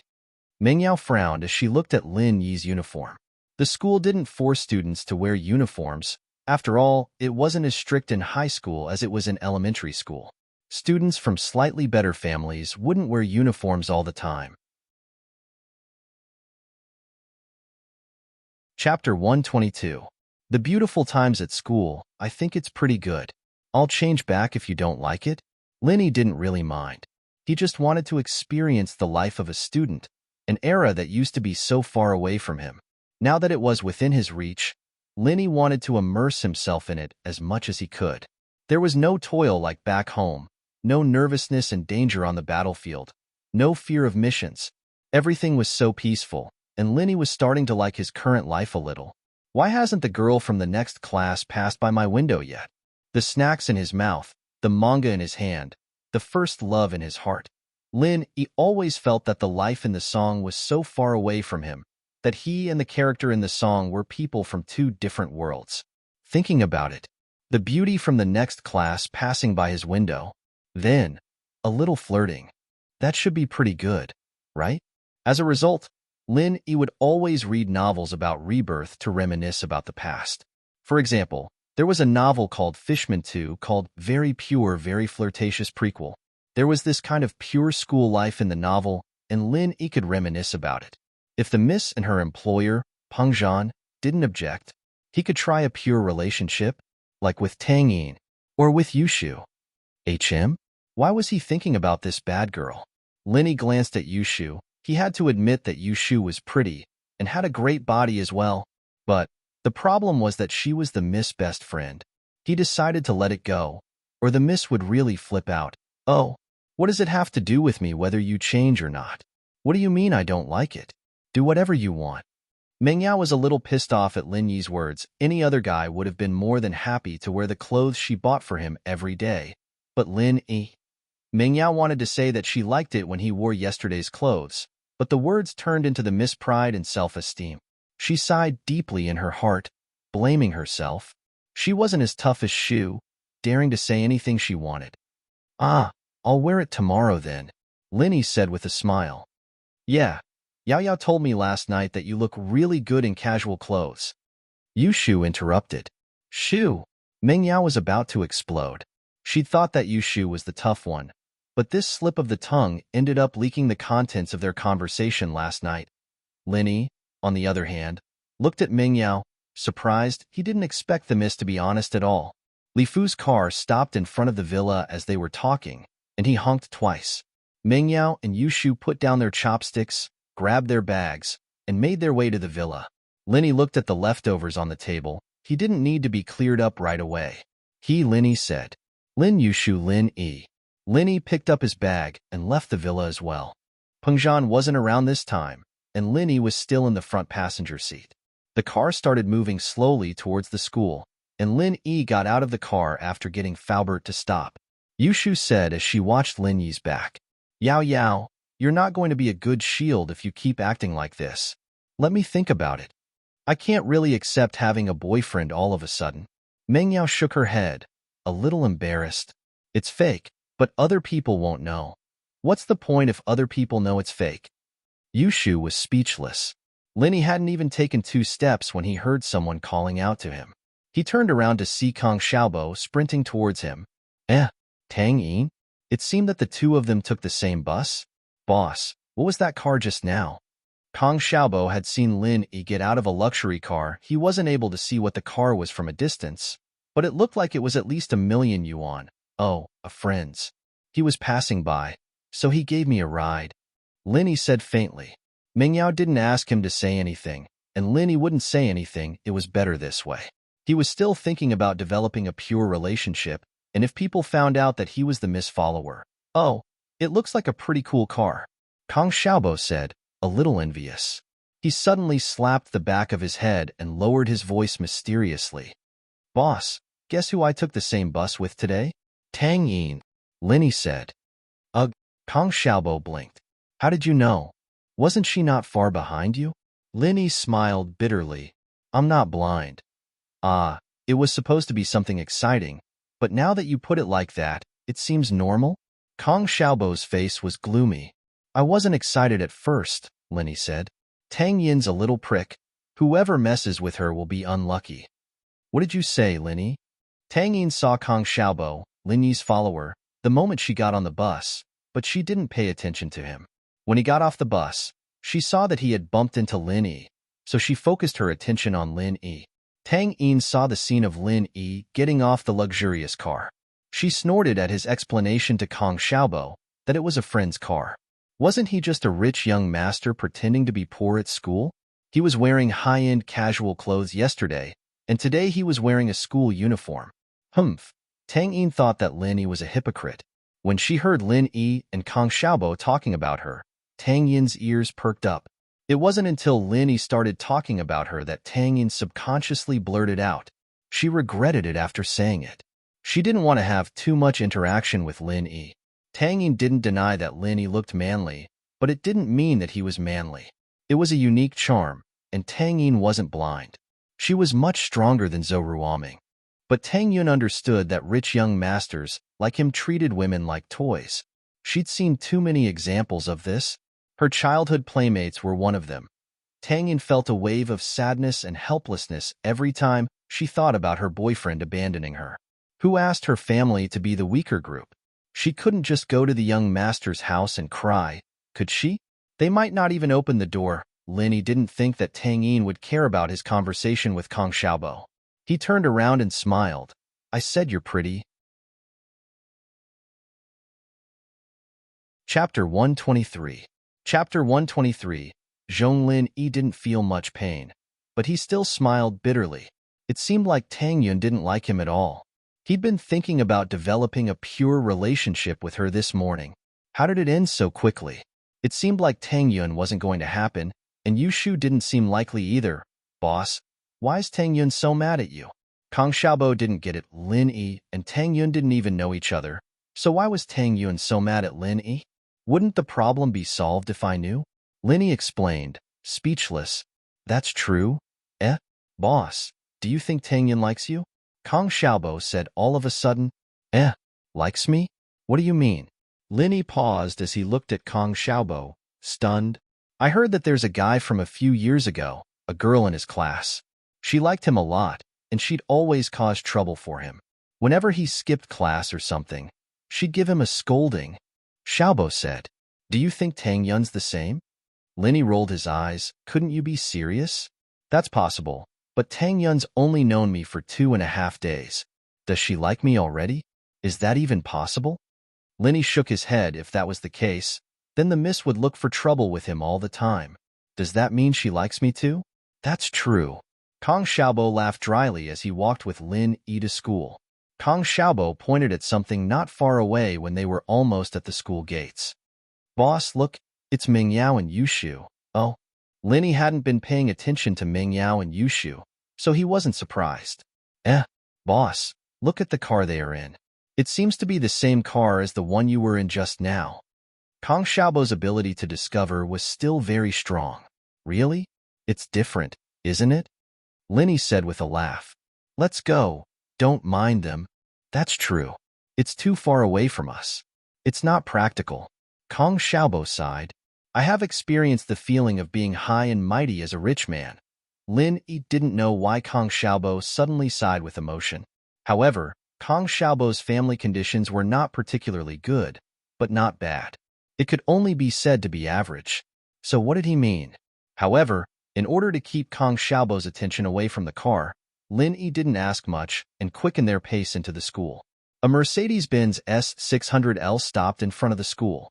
It was quite a distance away from Faubert's Bentley, but it didn't get too close. That old man Li Fu's car is in front of us. Don't you remember what I said? Zhong Fabai glared at his son in the front passenger seat and lectured him in exasperation. I remember, Dad. Pinliang replied carefully. I won't poke my nose into other people's business anymore. The other people's business he was talking about, of course, was Lin Yi's business. He didn't dare say that he was the one causing trouble for Lin Yi. Instead, he blamed Naipeo for Lin Yi's trouble. Naipeo's foot was stepped on by Lin Yi, so he wanted to get revenge. This way, he would be able to reduce some of the responsibility. Fabai was part gangster, and naturally, he valued brotherhood. He didn't go overboard when Pinliang tried to get revenge for his brother. He only scolded him and told him to stay out of other people's business. Do you know that you almost ruined my plan this time? He sent my right-hand man, Heibao, to the police station, and I don't think he'll be able to get out for a few years. Luckily, he doesn't know much, or else. Fabai humphed. Remember, your first priority in school is to hook up with that girl, Meng Yao. Don't think about anything else. Do you understand? I understand, Dad. I'll try my best. Pin Liang promised. And if you can get Meng Yao, your dad won't have to listen to your uncle anymore. Fabai patted Pin Liang's shoulder. All right, go. Hurry up and do it before that old fox Pengzhan can react, or it'll be too late. Fabai wasn't an idiot. He did have some power in Songshan, but it was nothing compared to Pengzhan. If Pengzhan was looking for a son-in-law openly, he wouldn't be interested in Pinliang. So, Fabai told his son to make the first move. Pinliang agreed to his father's words. Although he hated Lin Yi, he couldn't do anything to Lin Yi without his father's support. If his father gave him his full support and got a team of security guards from the nightclub, Pinliang didn't believe that Lin Yi could fight 4 hands with 2 fists. Even if he could, what about 10 or 20? He didn't believe that he couldn't beat him to death. Lin Yi, I'll let you go for now. Once I hook up with Meng Yao, My father will be happy, and he'll gather his men for me. That'll be the day you die. Pinliang thought to himself hatefully. Even if he didn't want to, he could only keep it to himself. He wanted to see if he could think of a way to cause some trouble for Linny and annoy him a little. As long as he didn't fight him head-on, Linny wouldn't suspect him. Yao Yao? Pinliang took 2 steps forward and chased after her. Yao Yao, the fly's here again. I told you, you and Shield Bro wouldn't be in so much trouble if you got together with him earlier. Yushu giggled as she pointed behind her. Mingyao rolled her eyes and turned around helplessly. Pinliang, are you deaf? Pinliang paused.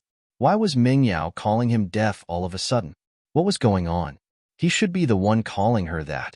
Why was she calling him that? Yao Yao, what do you mean? What deaf? Pinliang didn't know what was going on. Last time, you called me Yao Yao at the school gate. I told you not to call me Yao Yao, call me by my full name. So, I can only assume that you either have a problem with your IQ, or you're deaf. Mingyao said. Pinliang's face darkened at Mengyao's mockery. You're just a little prettier, and from a better family, aren't you? Just wait until I catch up to you. I'll teach you a lesson. But since he couldn't catch up to her right now, Pinliang put on a flattering face. Haha, isn't my uncle and Uncle Chu's colleagues? We're old friends, so I was thinking of calling you Yao Yao. Oh, you can call me whatever you want then. Mingyao really couldn't be bothered with him anymore. Pinliang was overjoyed at Mengyao's words. Did this mean that Mingyao agreed to let him call her Yao Yao? Chapter 124. To his door, Pinliang took in a deep breath and clenched his fists as he watched Mingyao and Yushu leave. What was so bad about him? Why didn't Mingyao like him? What are you thinking about, Liangyi? Pinliang was still sulking when someone tapped him on the shoulder. He turned around to see Zhou Ruoming. Oh, Ming bro, it's nothing. Pinliang wasn't going to spill the beans. Oh, Zhou Ruoming couldn't be bothered to ask Pinliang about his stupid stuff. He had something else to talk to him about. Liangyi, I need to ask you something. That Lin Yi from your class, what's his background? Zhou Ruoming hated Lin Yi to the bone, even more so than Pinliang. He'd been so close to hitting on Tang Yun that Friday, forcing her to make a choice, but Lin Yi had ruined it. It pissed Zhou Ruoming off, but he didn't dare do anything rash. He didn't dare say anything after getting slapped by Lin Yi. What happened with Heibao Bro had left Zhou Ruoming in shock. He wanted to see how Pinliang's family was going to handle this. As a result, he didn't go after Lin Yi straight away. He came from a wealthy family as well, but his business wasn't as big as Fabai's. His brother, Zhou Ruoguang, was a gangster boss in the North District, and his underlings were ruthless. But to his disappointment, House Xiong didn't do anything after a few days, and Heibao Bro wasn't even fished out after being arrested. He was probably going to be sentenced. Zhou Ruoming was a little puzzled. Just what kind of background did Lin Yi have? Lin Yi, just a laborer. Pinliang said disdainfully. It never crossed his mind that his father was a laborer, and he was looking down on his father as well. Laborer? Zhou Ruoming thought that his ears were screwed up. How was it a laborer? A laborer studying in high school? What kind of joke was that? He's a transfer student. I heard he's from the mountains. He was wearing rags the first day, like a laborer. Pinliang's eyes lit up as he explained. He suddenly realized why Zhou Ruoming was asking about Lin Yi. Was he going to make a move on Lin Yi? He hadn't heard anything about Zhou Ruoming and Lin Yi. Is that so? Then why didn't you seek revenge after suffering such a huge loss a few days ago? Don't bring it up. Pinliang shook his head with a bitter smile. Pinliang's Lin Pinliang's. Lin long ago Lin's Dong Master. Lin Yi didn't do anything. Let's not talk about it. Pinliang shook his head with a bitter smile. I called Heibao Bro out and got scolded by my old man. You know that my old man doesn't approve of me messing around in school. I'm not a match for that Lin Yi kid. He's from the countryside, and he's really strong. There's nothing I can do to him. Pinliang could tell that there was something going on between Zhou Ruoming and Lin Yi, but he didn't know the details. That didn't stop him from adding fuel to the fire. He wouldn't object if Zhou Ruoming were to teach Lin Yi a lesson. I see. So you're saying that Lin Yi doesn't have much of a background? Zhou Ruoming was afraid that Lin Yi was from a powerful family. He'd be in big trouble if he messed with Lin Yi. I don't know. Why do you keep asking about this kid? Pinliang pretended not to understand what Zhou Ruoming was getting at. Oh, nothing. I'm just curious. Curious. Zhou Ruoming said. I'm leaving now. My brothers are asking me to play basketball. Pinliang curled his lips. Curious? Curious my ass. But it seemed like Zhou Ruoming was going to make a move. That was good news. During the third period, Lin Yi and Kang Xiaobo walked out of the classroom when the dean, Wang Jifeng, walked over in a hurry. His face turned serious when he saw Lin Yi. Lin Yi, come with me. Oh, okay. Lin Yi knew that Wang Jifeng was pretending to be serious in front of Kang Xiaobo. Their relationship was a bit weird, but he couldn't expose it. He patted Kang Xiaobo's shoulder. Go to the restroom first. The dean is looking for me. Okay. Kang Xiaobo was a little worried, but he couldn't ask too much in front of the dean. He could only leave. After Kang Xiaobo left, Lin Yi asked, What's up, Dean Wang? It's like this. This is the case. Captain Yang of the police station's criminal police team is here. He has something to look for you. Wang Jifeng smiled bitterly. I think it's probably because of last week's incident. You should be careful. Don't talk nonsense. Just say that you don't know what he asks you. I will handle the other things for you on behalf of the school.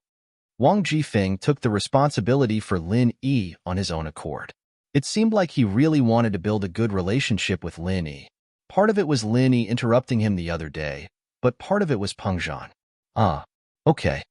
Lin Yi knew that Huaijuan wasn't here because of last week's incident. It was most likely because the medicine he gave him was working, and the guy couldn't help but come looking for him. Still, the timing wasn't bad. If it were any other day, people would be suspicious if a criminal police captain came looking for a student out of the blue. But with last week's incident as a cover, no one would suspect anything. The two arrived at the dean's office, and Wang Jifeng pushed the door open. Captain Yang, I've brought Lin Yi here. But we have to make this clear. You can understand the situation, but I'll have to inform the principal if I want to take him away. Just to understand the situation. Huaijuan smiled. Don't worry, Dean Wang, he won't cause any trouble for your work. You see, maybe you should leave for now? If that's the case, you guys talk. Wang Jifeng nodded and let Lin Yi in. He then left the office and closed the door behind him. How was it? Did the prescription I gave you work? Lin Yi asked as he sat down on the sofa after Jifeng left. Eagle, you're amazing. The medicine works better than those painkillers. Huaijuan said excitedly as he punched Lin Yi. But Lin Yi dodged the punch without leaving a trace. Call me Lin Yi. Lin Yi corrected. All right, Lin Yi is Lin Yi if you say so. Huaijuan didn't mind. The name was just a code. Lin Yi, there's something I need to apologize to you for. I've shown the prescription you gave me to the doctor who treated me, but he promised that he wouldn't tell anyone about it. Chapter 125. She's a bit careless, he wants to see you, but I haven't agreed yet. I just told him I'd try to contact him. Huaijuan said, I don't know what mission you're on, and it's not my place to ask. You don't have to see him if it's not convenient for you. Mission? Lin Yi smiled bitterly as he rubbed his nose. I really don't know what's going on with this mission. I don't even know where it's coming from. How could I not meet your savior? Of course I'll see him. HM? Don't force it, Huaijuan said, touched. He knew that Lin Yi wasn't the type to get involved in other people's business, and Lin Yi wouldn't have the time to meet a stranger if it weren't for him. What's there to force it? I've got nothing better to do anyway, Lin Yi said with a smile. Plus, I have you as my backup. It'll be easier for me to do things in Songshan. All right then, you set a time, Huaijuan said, not bothering to waste words with Lin Yi. There was no need for words of thanks. It'd be too cliché. Tomorrow? Tell Jifeng that he wants me to go to the police station to make a statement. I'll be able to get away that way. Otherwise, it'll count as me skipping school. I don't want to, Lin Yi said as he pointed at the door. All right, I'll go talk to him later. Huaijuan nodded. It was a small matter. Oh, right. I forgot what I was supposed to be doing. I made you some medicine. Drink it when you get home. Your body'll feel a lot better after the first stage, and I'll give you the second stage medicine. You'll be back to normal in about 3 months. Lin Yi said. 3 months? Huaijuan froze as he stared blankly at Lin Yi. If it's fast, it'll take at least 2 months, Lin Yi said, assuming that Huaijuan thought it was too long. The herbal soup isn't too tasty, but you'll have to bear with it for 2 months. Lin Yi, you're not joking, are you? My body'll be back to normal in 2 months? Like a normal person? Huaijuan was getting a little excited. Seriously? The doctor said that it's already a blessing that my condition hasn't worsened, but I can actually recover? Ugh, so you aren't afraid of drinking medicine? Lin Yi smiled. You still don't believe my words? I do. Of course he believed it. It's just too shocking. Huaijuan was truly shocked, but he trusted Lin Yi's words. On the battlefield, there had been many times when the enemy was about to catch up to them, but it was all because of Lin Yi's correct judgment that they were able to escape from danger and then turn around and kill the enemy. Therefore, Lin Yi's prestige in the team was unparalleled. Lin Yi's words were also carried out by the team members without reservation. You brat. I'm afraid of drinking medicine? He did not even feel a bullet hitting his body, so why would he be afraid of drinking Chinese medicine? Are you mocking me? That's not necessarily true. I've seen some fearless people before, but they're afraid of injections and medicine. Lin Yi smiled. Come with me to the classroom later. I'll get it for you. Captain, you're so awesome. Huaijuan couldn't find the words to describe the joy he was feeling right now. He'd thought that every day of his life was worth it, and that he'd be able to live until the day the painkillers and massages stopped working. He'd be able to die at that point, but Lin Yi was able to cure it. Lin Yi was like a god in the team, but Huaijuan couldn't hide the shock he felt. Lin Yi definitely wasn't that old. If he wasn't wrong, he should be around the same age as Ning, 7 or 8 years younger than him. Yet, he seemed to be able to do everything. Where did he learn all this from? To be honest, I kind of miss those days, the rain of bullets every day, Lin Yi said, a little emotional when he heard Huaijuan call him captain. Yeah, there's also Ning. Huaijuan stopped abruptly as he realized that Lin Yi's face had darkened at the mention of that name. Let's not talk about that. Lin Yi sighed.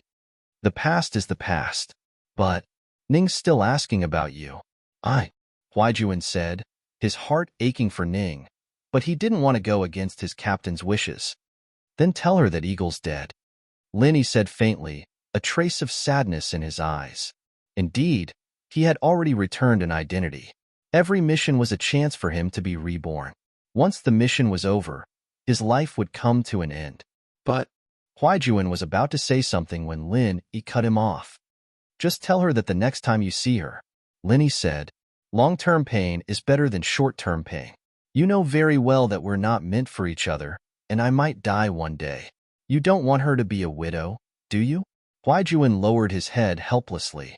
Lin Yi was right. His life was more dangerous than his job as a police. Lin Yi was a god of war. But who could guarantee that a god of war wouldn't die? Then you and Song from our team, Huaijuan said, remembering Lingshan all of a sudden. Lin Yi's relationship with Lingshan was pretty ambiguous. Would you believe me if I said I had nothing to do with her? Lin Yi smiled bitterly. He didn't think that Huaijuan would have heard about what happened at the hospital. News traveled a little too fast. All right, I believe you. Huaijuan nodded. But from a professional standpoint, you two are quite a good match. She's always on the front lines, sticking herself to the most dangerous places. Haha, I can tell. She's a bit of a tiger. Lin Yi said with a smile. She's actually quite cute. What? You're not going to consider her? The age difference is too big, and she treats me like a big brother. Wouldn't it be dirty of me to have any thoughts about her? Huaijuan said with a smile. Plus, my marriage. It's not up to me to decide. You know that now that I've transferred, my family's treating me as a part of their plan. They'll probably arrange a blind date for me next year or so. Let's go. I'll get the medicine, Lin Yi said as he walked towards the door. Huaijuan quickly followed. Wang Jifeng didn't go far. He waited quietly at the window at the end of the corridor. Seeing the door of the Academic Affairs office open, Wang Jifeng walked over quickly. Captain Yang, how is it? What's the matter? It's cleared up. It's nothing. Lin Yi was just defending himself. He'll go to the police station tomorrow to fill in his statement, Huaijuan said with a nod. I'm going to his class with Lin Yi to get some materials. You don't have to go, Mr. Wang. Chapter 126. Help solve a problem. Huaiju sighed as he looked at the student-like captain. He'd always treated the guy like a god, but now he seemed more like a regular 12th grader than anything else. Once a day, in the morning, noon, and at night. Microwave it, or not. There aren't many rules, and there aren't many taboos. Just don't drink, Linny said as he handed a bag of medicine to Huaijuan. There were only 2 cleaning students in the classroom at the moment, and no one was paying attention to what Linny had brought back. It's been a while since I've had alcohol, and my body can't handle it, Huaijuan said with a bitter smile. This should be enough for a week, right? Yeah, a week's worth. Linny nodded.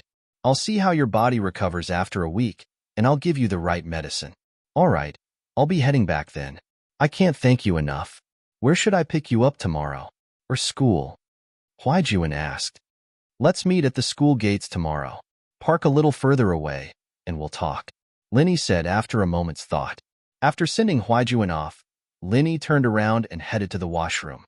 He'd been planning on taking a piss when Jifeng stopped him, and it was only after Huaijuan left that he reacted to the need.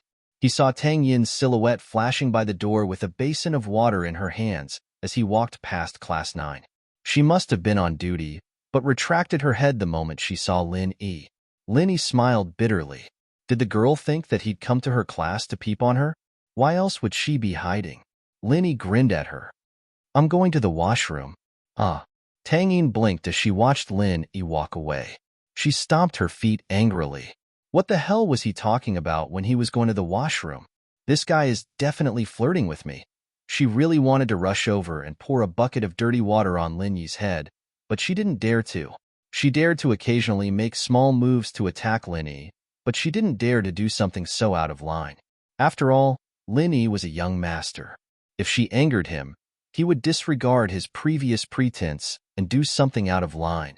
Tang Yun wouldn't be able to react in time. Tang Yin waited until Lin Yi was close enough to the washroom before running over and pouring away the dirty water like a thief. She quickly filled up a basin of fresh water and ran back to her class. However, before he could take 2 steps, he bumped into someone.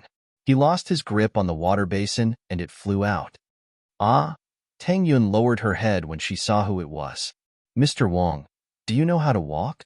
Jifeng was about to explode. He'd wanted to come to Class 5 to see if Lin Yi was all right, but Huaijuan was there, and it wasn't his place to ask too many questions. He decided to ask Lin Yi in private to make sure he wasn't in trouble. In the end, just as he reached the door of Grade 12 Class 9, a student in front of him splashed a pail of cold water on his face, making him look like a drowned rat. Mr. Wang, I'm sorry. Tang Yin didn't know what to do. She was the kind of good student who only cared about her studies. She'd never made a mistake like this before. Splashing cold water on the head of a student wasn't a small matter. Although she didn't see the path clearly, she knew that it wasn't a good reason. I'm sorry? Is that it? Which class are you in? Wang Jifeng wiped the water off his face and sighed in relief when he saw that it was clean water. If it was dirty water, then he'd lose all his face as the dean. I'm in Class 9. Tang Yin lowered her head. She'd never lied before, so she came clean when Wang Jifeng asked. In fact, lying was useless in front of Class 9's door. Go back and write a self-reflection report, then read it in the broadcasting room. Wang Jifeng didn't care if the student did it on purpose or not, but he had to do something about it. Otherwise, where would his reputation as a dean go? Could other students splash water on her too? The broadcasting room. Tang Yun's heart skipped a beat. That was usually a place for bad students to reflect on. Today, it was her turn. She felt wronged at the thought. She wouldn't have run away if it weren't for Lin Yi. But how was she going to explain this to Mr. Wang? After all, it was a fact that she ran away rashly, but self-reflection. For a top student like Tang Yin, it was difficult. Tang Yin had never written a self-reflection report since she was young, nor did she make any mistakes. Tang Yin's eyes reddened at the thought. She was a girl, going to the broadcasting room to do self-reflection. Mr. Wang, did you just shower? But your hairstyle is pretty cool. You look a lot younger.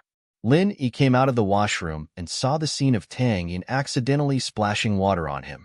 He couldn't help but laugh. This girl was too reckless. When he saw Wang Jifeng scolding Tang Yun, Linny didn't think much of it. He wanted Wang Jifeng to teach this little troublemaker a lesson so that she wouldn't cause trouble for him. But when he saw that Tang Yun was about to cry, Linny couldn't bear it anymore and walked over. Uh, Wang Jifeng didn't think that he would meet Linny at this time. Moreover, Lin Yi praised his hairstyle. It didn't matter if it was true or not. He couldn't say anything about Tang Yin splashing water on him. He could only nod. The weather is getting hotter. It'll be cooler if I take a shower. Oh, I thought Mr. Wang just finished exercising. Linny laughed. Huh. I saw the students doing the bathroom, so I followed along. Wang Jifeng sweated as he looked at Lin Yi's evil smile. This kid really wasn't easy to deal with. Sure enough, he knew everything that had happened that day. Oh. Linny nodded and suddenly turned to Tang Yin. Tang Yin, you're here. Don't wait for me. Go back to the classroom first. I have something to talk to Mr. Wang about. Tang Yin didn't expect Lin Yi to be this familiar with Wang Jifeng, chatting casually with him. Linny was a young master with a strong background, after all, so Wang Jifeng naturally gave him some face. But at this moment, Tang Yin understood that Linny was helping her out. Tang Yin felt sour in her heart. She was a top student, but she wasn't as useful as Lin Yi's identity. She looked at Lin Yi, then at Wang Jifeng. Wang Jifeng didn't think that Lin Yi and the girl who splashed water on him knew each other. When the girl raised her head, Wang Jifeng saw that it was Tang Yin, the prettiest girl in the school. He couldn't help but smile bitterly. It seemed like there was something going on between Lin Yi and her. No wonder Lin Yi pointed him out. It seemed like he wanted him to let Tang Yin go. Chapter 127. Tang Yin cried. Tang Yin was a little startled, not only because of how easily Wang Jifeng brushed it off, but also because of what he said at the end. He told Lin Yi to look for her later. Was that really what the dean would say? Didn't he hate it when boys and girls got too close together? Why was it today? Tang Yin sighed faintly. Was this all because of Lin Yi's identity? She went back to class absent-mindedly and didn't do anything else. She sat in her seat and quietly thought about the events of the past few days. She didn't know if Lin Yi really liked her or not. She snuck a peek out of the classroom window to see Lin Yi and Wang Jifeng chatting happily. Tang Yin curled her lips. Would you still be able to do that if you weren't a young master? Tang Yin was both afraid and annoyed of Lin Yi. It was fine if he cared about his image, since she could throw a tantrum in front of him and make things difficult for him. But what if he didn't care about anything? Tang Yin didn't dare imagine what he'd do. There were too many unscrupulous young masters in Songshan, and Tang Yin had heard of them before. If it weren't for Songshan's strict school rules, she wouldn't have been able to escape her fate. Fortunately, Songshan's first school was a star private school in the city and even the province. Their enrollment rate had always been one of the best, and the board of directors had powerful backgrounds as well. Those young masters might be unruly, but they didn't dare cross the line in school. Otherwise, they'd be mercilessly expelled even if they had a background. She thought back to her childhood playmate, her best friend, who now had both legs crippled and stayed at home all day. She used to be like her, full of dreams and hope for the future, but now, it was said that children from poor families matured early, and Tang Yin was no exception. It wasn't that she didn't understand the fickleness of society. What happened to her father made her understand how weak her family was, but she didn't think that those young masters would take pity on her and help her family. Her best friend's boyfriend had said the same thing, saying that he'd help her family get rich and move out of the slums. He'd even boasted in front of her that he'd take care of everything for her family. But what happened after that? Little Tang Yin's heart unknowingly grew wary and guarded against young masters like Lin Yi. Perhaps she was too afraid of Lin Yi, and that was why she did something so extreme to protect herself. But Tang Yin also understood that if Lin Yi were to drop his disguise one day, her little actions wouldn't do anything to Lin Yi and would only provoke him instead. Thinking up to here, Tang Yin regretted provoking him and stepping on his foot. What if he couldn't take it anymore? Tang Yin's mind was a mess until she heard a knock on the window, startling her. She raised her head in panic and saw Lin Yi standing there with his hand on the window. It was obvious that he was the one who knocked. You, what are you doing? Tang Yin was a little scared. She was just thinking about whether or not Lin Yi could force himself on her, but Lin Yi appeared. Linny pointed at the plastic handle on the window. Although he could tell what she was saying from the shape of her mouth, Tang Yin wouldn't be able to hear him. The sound insulation of the plastic window was quite good. Oh! Tang Yin realized that the window was closed, and Lin Yi wouldn't be able to hear her. Only then did he cautiously open the window. You seem to be afraid of me? Lin Yi realized that Tang Yin was guarding against him like a porcupine. This wasn't a normal phenomenon. He still wanted to start a pure relationship. He couldn't just let it die like this, right? Why would I be afraid of you? Tang Yin twisted her body unnaturally, distancing herself from Lin Yi. What about you? What do you want? Nothing? Lin Yi felt innocent. Although he was lusting after Tang Yin's looks, and she was indeed a beauty, he was a normal man. He would more or less have some thoughts, but he didn't do anything further. Tang Yin looked at his innocent eyes and bit her lips angrily. You chased Zhou Ruoming away, and now you're trying to please my mother. You even gave me a dress. Didn't you want to pursue me? Tang Yin was a little shy, but since the conversation had reached this point, she might as well make it clear so that Lin Yi could give up early. Gave you a dress? Lin Yi didn't think that she would still think that he was the one who gave her the dress after he asked for 50 kwai. This gift was too good. He would open a gift company in the future, specializing in giving gifts to people. But wooing? It seemed that he was right. Tang Yun really thought that he was wooing her. She did all this just to get close to her. Lin Yi thought that Tang Yun wanted to woo her. Lin Yi could only smile bitterly. If Huai Juan knew about this, he would laugh his head off. Fine, I want to pursue you. So what? Lin Yi wanted to tease Tang Yin, so he nodded and admitted it. You. How could you do this? Tang Yin didn't think that once she provoked him, Lin Yi would really take off his disguise and admit it. She didn't know what to do, so she lowered her head and didn't dare to look at Lin Yi. She didn't have the courage to question him anymore. Tang Yin buried her head very low, almost into her collar. The back of her neck was originally covered by her hair, but her fair skin was reflected in Lin Yi's eyes, making his imagination run wild. Lin Yi wanted to tease her a bit more, but he saw Tang Yin's long eyelashes flutter, and her body was slightly moving up and down. There was a trace of tears at the corner of her eyes, sliding down her cheeks. Lin Yi jumped in fright. Tang Yin was crying. Little Thorn. She wasn't that weak, was she? He thought that she was strong when she stepped on his foot fiercely, but he didn't think that she would cry after a few words. Even Wang Jifeng didn't have that much strength. All right, don't cry. Lin Yi had never coaxed a girl before, and he was a bit flustered. He didn't know what to do. If you don't cry, I'll buy you candy. Tang Yin got even angrier as she listened to Lin Yi's nonsense, thinking that he was mocking her on purpose. She felt wronged and cried even harder as she laid her head on the table, sobbing.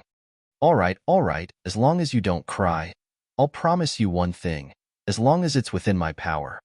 Lin Yi had never promised anyone anything before, but if he made a promise, he would definitely keep it. If Huai Juan knew that the captain was making a promise just to coax a girl not to cry, he'd be shocked to death. Who cares? Tang Yin felt wronged and ignored Lin Yi after that. Chapter 128. Barbecue Tips. Jifeng didn't really have much to discuss with Lin Yi. He just wanted to ask Lin Yi if Huai Juan was looking for him, just for a statement. If not, he'd ask the principal, Ding Bingong, to step in and take care of the situation. Jifeng was relieved to hear that Tang Yun was fine. He knew that Lin Yi was protecting Tang Yun, so there was no need for him to be the bad guy. His weakness was still in Lin Yi's hands, and while private schools weren't as strict as public schools, it wouldn't end well for him if the board of directors found out about it. Lin Yi had hired him to manage the school with a high salary, not to mess around with women. Jifeng patted Lin Yi's shoulder before he left, telling him not to go overboard with his relationship with Tang Yun, at least not to put him in a difficult position in school. Lin Yi could only smile bitterly, not bothering to explain. He knew that Jifeng wouldn't believe him even if he did. Most of the other students were back in class by the time Lin Yi got back. Pinliang was talking to Mingyao about something, but Mingyao didn't want to talk to him. Pinliang wasn't discouraged, however. As far as he was concerned, he didn't have any competitors in school yet. He was the only one who was good enough for Mingyao, so he wasn't worried at all. Lin Yi didn't bother with him, either. Harassment like this wouldn't do anything to Meng Yao, so Lin Yi didn't bother with him. Boss, what's up with Mr. Wang? Is it because of the fight the other day? Kang Xiaobo was a little worried. After all, he was involved in the fight. No, it's about my transfer. Lin Yi didn't mention Huaijuan's situation to Kang Xiaobo. Lin Yi couldn't tell him everything. Oh, that's good. Kang Xiaobo nodded. Right, boss, when I was coming back, I saw that Tang Yin's curtains and windows were open. Tang Yin's eyes were red like she just cried. Do you think Zhou Ruoming went to harass her again? How would I know? Lin Yi sweated. Kang Xiaobo's observation skills were quite strong. At lunchtime, Lin Yi planned to go to the cafeteria, but Kang Xiaobo dragged him out for barbecue. I didn't have enough last Friday. I've been craving for 2 days. Mrs. Tang's barbecue could only be described as ordinary. It wasn't delicious, and it didn't have any special recipes. But how much more could you ask for from a street stall? Tang Yin didn't come to help today. The lunch break was actually quite stressful. Many students needed to take the opportunity to take a nap, otherwise they wouldn't be able to continue doing their homework in the afternoon. Tang Yin was distracted by Lin Yi today. She planned to take a break at noon to calm down, otherwise she wouldn't be able to focus on her studies. The barbecue stall wasn't very popular at lunchtime, and there wasn't anything special about it. The school had a cafeteria, and the number of students eating there was still quite a bit. Mrs. Tang had just finished grilling 2 tofu rolls for a female student when she raised her head and saw Lin Yi and Xiaobo. A smile appeared on her face. Lin Yi, you brought a classmate here to eat? Yeah. Lin Yi was a bit embarrassed. It was Kang Xiaobo who wanted to eat, but it turned out that he was the one bringing a classmate. Tang Yin had just said that he was using the opportunity to please her mother. Auntie, how's business? It's a Monday. Mrs. Tang shook her head. There aren't many people today. We just opened not too long ago. Come, sit. What do you want to eat? I'll prepare it. 20 mutton skewers, 2 lamb chops, 2 chicken necks, 2 tofu rolls, 2 bottles of beer. The same as the last 2 days, Kang Xiaobo was the type of person who didn't like to change the way he ate. Let's skip the beer. We still have class in the afternoon. Lin Yi had Wang Jifeng as his backing, but since he decided to enjoy his student days, Lin Yi didn't want to be too special. Lin Yi could drink like water, but Kang Xiaobo couldn't. I'll skip it then. Kang Xiaobo scratched his head. He wouldn't dare drink without Lin Yi's encouragement. Mrs. Tang was a bit surprised. Wasn't Lin Yi one of the big 4? He taught Zhou Ruoming a harsh lesson on Friday, and it wasn't fake. Why was he so hesitant to drink a bottle of beer? Zhou Ruoming and the others wouldn't care about that, right? They could drink whenever they wanted. But thinking about it, Mrs. Tang realized that Lin Yi didn't have the bad habits of those bullies. He was respectful even when he disagreed with her. It seemed that rich families had good upbringing as well, after all. Not all of them were like Zhou Ruoming, arrogant and overbearing. Mrs. Tang had a good impression of Lin Yi the last few times she saw him. Soon, the barbecue was served. They were the only one at the table, so they didn't need to wait. As Kang Xiaobo dug in, Lin Yi picked up a chicken neck skewer and took 2 bites. Then he said to the bored Mrs. Tang, Auntie, you can actually make the chicken neck New Orleans flavored. That would make it a specialty and your business would be better. That's true, but I don't know how to do it. Mrs. Tang smiled bitterly. It's just a small stall. What's so special about it? That's not necessarily true. A lot of stores start small. Lin Yi said, actually, you don't need a recipe. You can buy the marinade online. If you don't know how to go online, you can ask Tang Yun to buy it for you. When Lin Yi was living with that greedy old man in the mountains, he often bought things for him online. Oh, really? Wouldn't it be expensive? Mrs. Tang didn't know much about this, but she was a bit tempted by Lin Yi's words. Who didn't want to have a better business?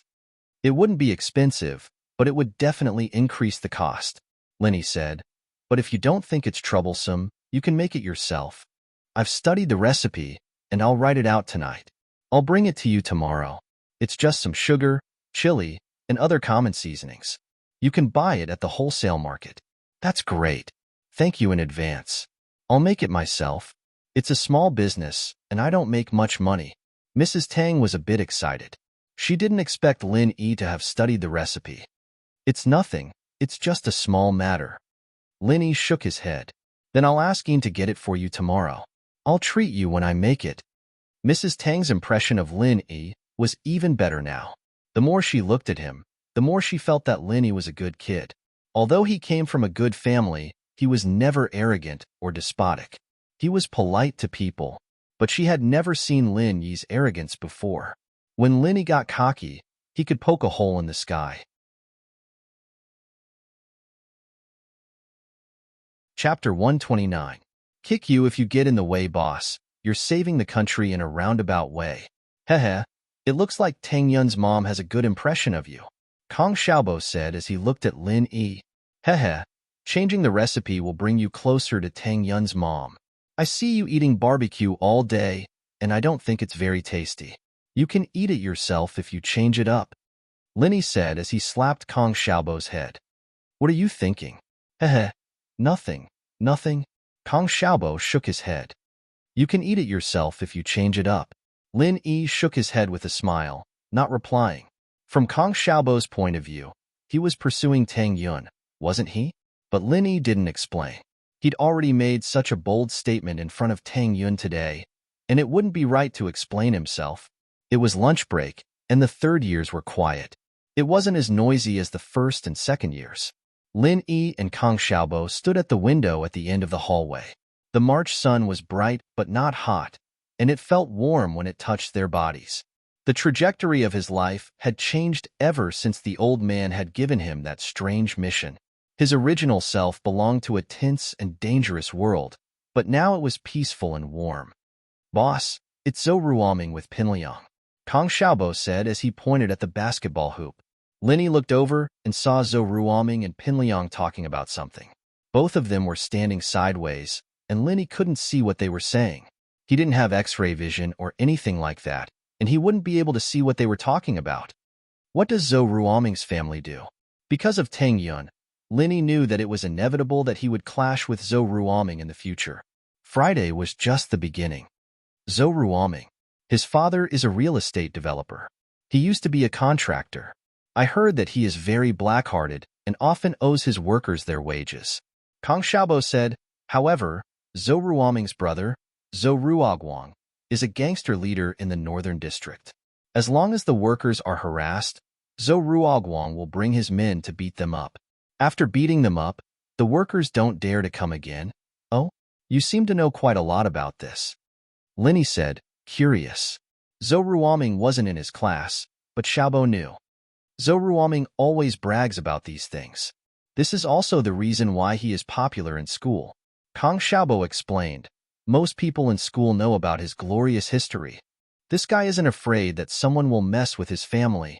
Lin Yi curled his lips. Gangsters? Huaijuan will teach his brother a lesson someday, and he'll behave. As they spoke, they saw Zhou Ruoming and Pinliang separate. Zhou Ruoming walked out of the school while Pinliang walked towards the building. In fact, Zhou Ruoming only wanted to confirm Lin Yi's background with Pinliang. Zhou Ruoming couldn't just let it go like that after what happened on Friday. If he didn't get his revenge, he wouldn't be able to stay in school anymore. He wanted to talk to his brother, Zhou Ruoguang, and see what he should do.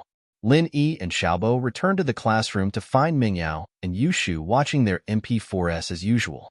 Pinliang, on the other hand, had moved a chair to sit beside Mingyao, a silly grin on his face.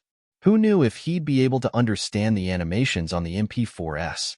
Yushu pointed at Pinliang when she saw Lin Yi.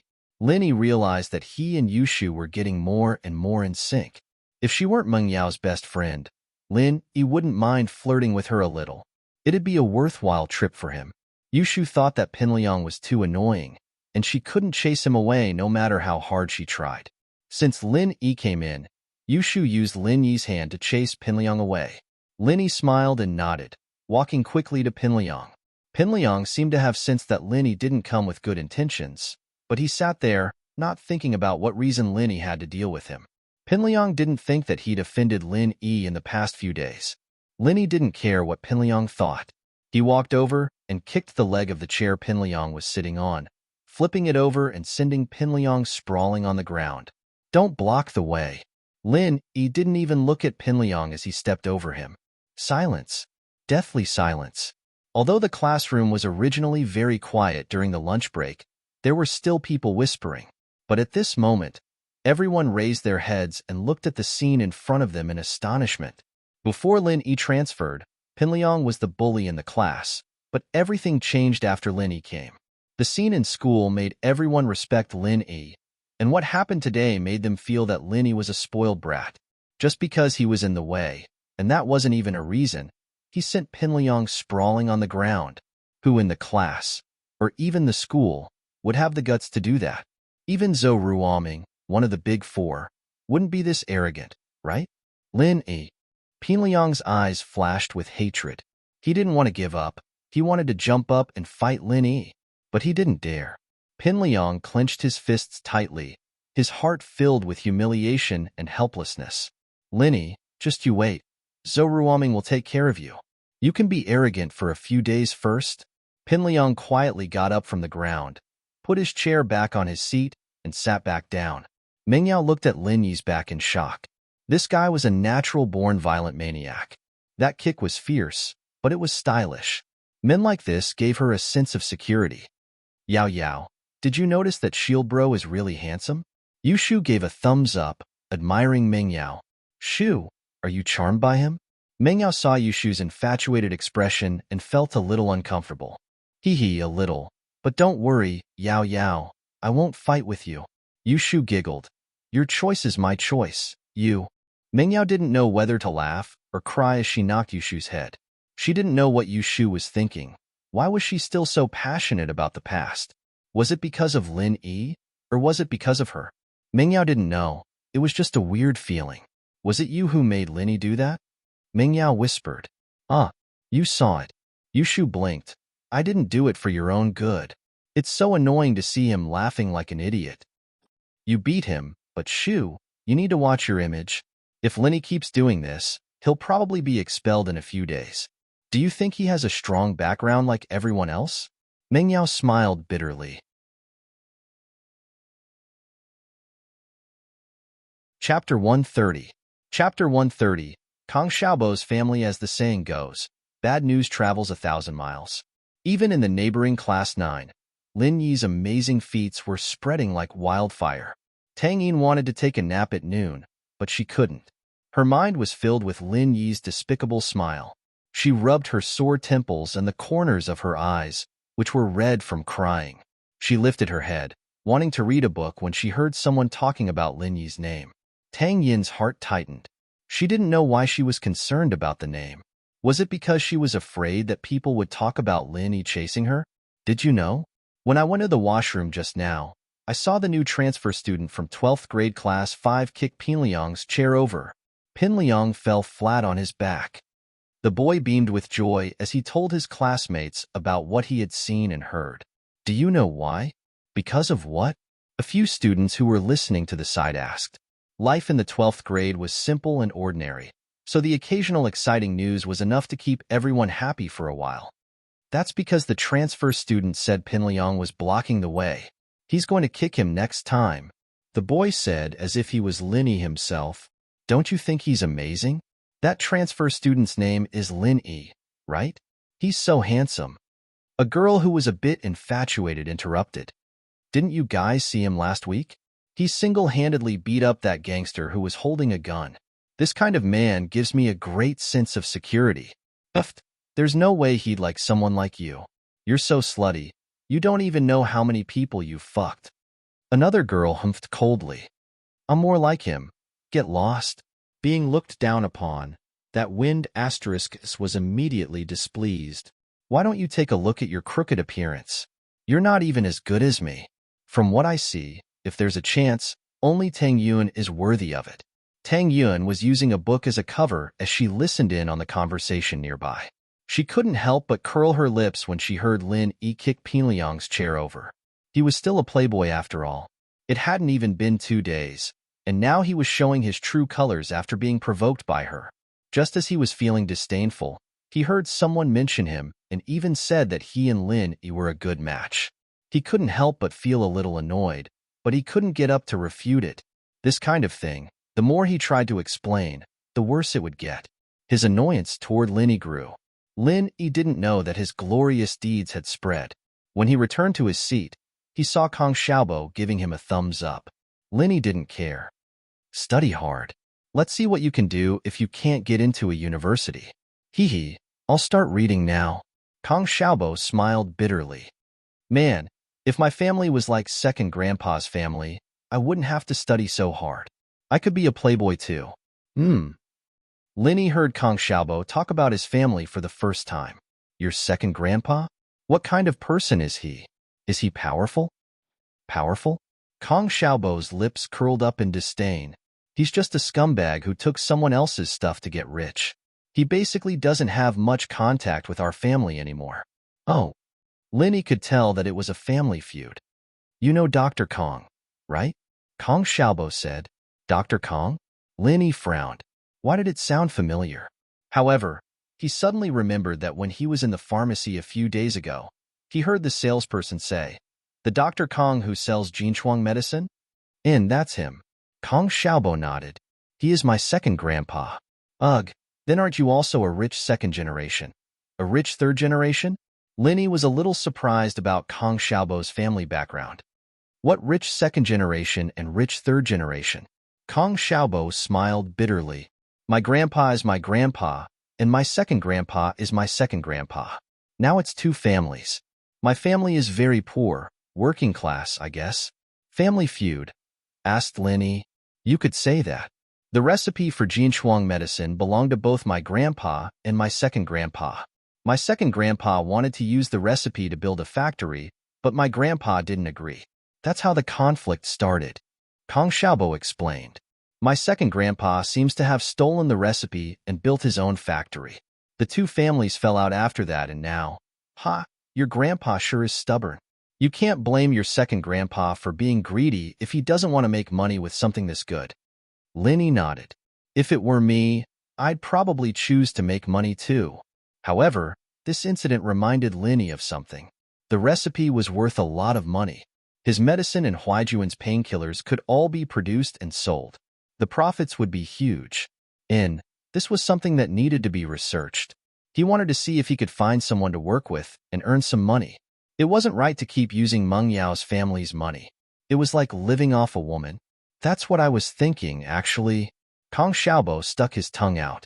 My second grandpa stole the recipe, and I asked my grandpa if he knew what ingredients were in the recipe. He said he'd forgotten about it after looking at it. Man, there's nothing I can do about it. I'll have to work hard myself. You're pretty open-minded. Lin Yi looked at Kong Xiaobo in a higher light now. So what if I don't? Looking for trouble? What's wrong with you? Kong Xiaobo said helplessly. All I can do is sigh sometimes. All right, boss, I'm going to go read. Dr. Kong. Recipe. Lin Yi frowned. There had to be more to this than meets the eye. But Kong Xiaobo didn't say anything about it. Maybe he didn't know much. But it wasn't as simple as it seemed. Lingshan was going crazy. The robbers were hiding really deep, and they were in a mountainous area. It was a lot of inconvenience for the search. The business car with the license plate number 74110 was found, but the license plate had been broken. From the characteristics, it could be determined that this car was the robber's car, but it was useless. Lingshan had no choice but to call Huaijuan's number. Captain Yang. Lingshan was a little embarrassed to speak. Song, it's about the robbers, right? Huaijuan guessed that it was about the case. Yeah, I don't have any leads, Captain Yang. Lingshan said awkwardly. Song, I'm not that good at solving cases, actually. I'm just careful, that's all. This is different from a normal bank robbery. It involves Peng Zhan and Meng Yao. So the kidnapping is their main goal. Robbery is secondary. Huaijuan said. These people are organized, and I'm afraid rushing them won't work, especially with how tight the situation is right now. Their superiors will tell them to hide as well. Lingshan wasn't expecting Huaijuan to be helpless.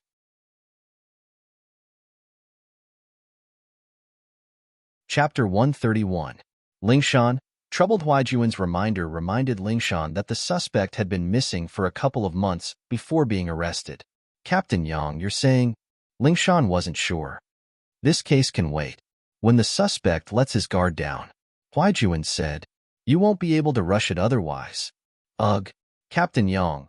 but I've already signed a military order with Captain Chen. Lingshan said, troubled. She wouldn't have signed a military order if she'd known that the case was this complicated. Wasn't she just asking for trouble? I see. Huaijuan was speechless. Lingshan really was brave enough to take responsibility for her doing, even he didn't dare do something like this. This case was complicated, and the interests involved weren't as simple as they seemed on the surface. Who was Peng Zhan? He was a member of the Provincial Political Consultative Committee, a celebrity entrepreneur in the province. Not only did he have a wide network of contacts, but he was also friends with the military's Haoschen. Someone dared to touch his daughter with a background like that, and it went without saying that this person's background and power were beyond imagination. Normal people would be looking to die if they dared to touch Peng Zhan, but people who dared to touch Peng Zhan's people had to be on an even higher level. Even with Huaijuan's family background, they wouldn't want to mess with someone like that. This was a very difficult case to handle. Song, you're a little too hasty with that military order, Huaijuan said. There was no point in pouring cold water on Lingshan right now, but he had to at least give her some time to prepare herself. Someone who dared to touch Peng Zhan's daughter, you should know what kind of person this is, right? This is a conflict of interests on an even higher level, and those robbers are just pawns. They're not hard to deal with, but the people protecting them are. At the very least, it'll be very hard for us to find the robbers before we lose their protection. Once this blows over, and these people give up on the robbers, it'll be easy for us to find them. Lingshan was a little reckless, but she wasn't stupid. She understood what Huaijuan was saying. She shouldn't have signed a military order with the director at all. She should have just told the director about it, and the director wouldn't give her a hard time. But the order had already been made, and it wouldn't be appropriate for her to say something like that. No matter what, Lingshan had to hold on. Captain Yang. Then Lingshan didn't want to give up halfway. Even if she missed the appointed time, it wouldn't be a big deal, and the director wouldn't really do anything to her, but her position and reputation in the police station would drop as well. If you really want to solve the case, then listen to me and ask Lin Yi. Maybe there will be unexpected results. Huaijuan gave her a reminder, but it wasn't up to Huaijuan to decide whether or not Lin Yi would help her. Lin Yi? Can he help me? Lingshan didn't think much of it the first time, but the second time, she knew that Huaijuan wasn't the type of person to say things he didn't mean. He wouldn't say things he didn't have any evidence to back them up. Maybe. Huaijuan smiled. If he really wants to help you, I understand. Thank you, Captain Yang. Huaijuan's words were very clear, and Lingshan, naturally, didn't want to keep asking. She hung up the phone with a frown on her face. Lin Yi, just who was this person? According to Li Fu, this was a follower hired by Peng Zhan to play with the miss, or perhaps a personal bodyguard. The fact that he was able to bring Ming Yao out of the kidnappers without a scratch meant that he had some skills, but would he be able to help Peng Zhan solve the case and arrest the kidnappers? And why was Captain Yang trying so hard to get this person? Just what kind of ability did this person have to make Captain Yang take a liking to him? All of a sudden, Lingshan remembered something strange. That day when she brought Lin Yi to the police station, they bumped into Huaijuan on the way, and Huaijuan acted like he'd seen a ghost. He'd gotten all excited when he saw Lin Yi, calling him Eagle nonstop. Lin Yi didn't admit to it, and even mocked Huaijuan, but the two talked for a long time in the office afterward. She asked Huaijuan about it afterward, and Huaijuan didn't say anything, only saying that he'd released Lin Yi. Lingshan didn't think much about it at the time, but now that she thought about it, Huaijuan's attitude was a little strange. Huaijuan wasn't a reckless man. So what kind of person did he think Lin Yi was to make him so emotional, to the point of losing his composure in front of Lingshan? From the looks of it, there had to be something wrong with Lin Yi, but she didn't know about it. Huaijuan didn't tell her about it, either. Huaijuan only helped her when she was in trouble. Lingshan felt a wave of bitterness when she thought about Lin Yi. Asking her to beg him? With their relationship now, it'd be good enough if Lin Yi didn't mock her, let alone help her. She'd never offend him in the first place if she'd known that he was useful.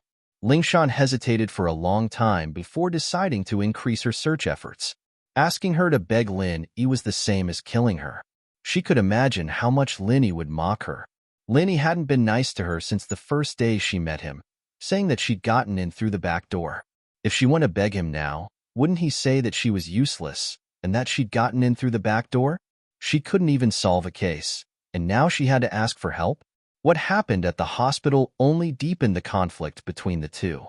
She just wanted to teach him a lesson, but who would have thought that it'd turn into a flirtatious drama? She really regretted it. Lingshan sighed. Why was she so unlucky? She was the instructor of the Rampage Special Forces, and yet she'd fallen into the hands of a little man. How embarrassing was that? Wouldn't her old comrades and students laugh their heads off if they knew that Instructor Song was being looked down upon? That wasn't even the second. The most frustrating thing was that she'd grown up in the compound, and all the boys around her had always been obedient to her. She'd never been taken advantage of like this before. Asking her to beg Lin Yi was the same as lowering her head to Lin Yi. When had she ever lowered her head to anyone? Lingshan was conflicted, and so she vented her anger on her underlings, ordering them to increase their search efforts day and night. They had to find the culprit. Chapter 132. The Tang Mother and Daughter Mom. Tang Yin patted her chest as she looked behind her worriedly. Thank goodness that evil person hadn't come after her, or she wouldn't know what to do. Yin, school's over. Mrs. Tang was lighting up the grill with charcoal. The 12th graders were out of school at this time every day, and there was still a lot of business. Haha, put your bag down and help Mom. The 12th graders finished school late, and it was already past lunchtime. Most of them would buy something to eat before going home for dinner. Mom, why are you so happy today? Is business good? Tang Yin asked, surprised to see her mother in a good mood. Haha, Linny said that he has a recipe for New Orleans barbecue. He'll give it to me tomorrow to improve our barbecue. Business will be good then. Mrs. Tang couldn't hold back the joy in her heart. I heard that you elementary school kids like New Orleans barbecue. Our business will definitely be good. Lin Yi. Tang Yin's face changed at the name. He's here again? He came for lunch with his friends. Mrs. Tang didn't notice the change in her daughter. He's a good boy. He doesn't have the bad habits of those rich young masters, and he's very polite. Him? Tang Yin curled her lips in disdain. Mom, he's up to no good. What are you talking about, kid? What do you mean by up to no good? He's helping us out of goodwill. How can you talk to him like that? Mrs. Tang was getting angry. He's up to no good? Why would he be? He's a rich young master in our family. What could he possibly want from us? He. Tang Yin felt wronged as she bit her lips so hard that it almost bled. Her pretty face was filled with unwillingness. Mom, can't you tell? He wants to be friends with me.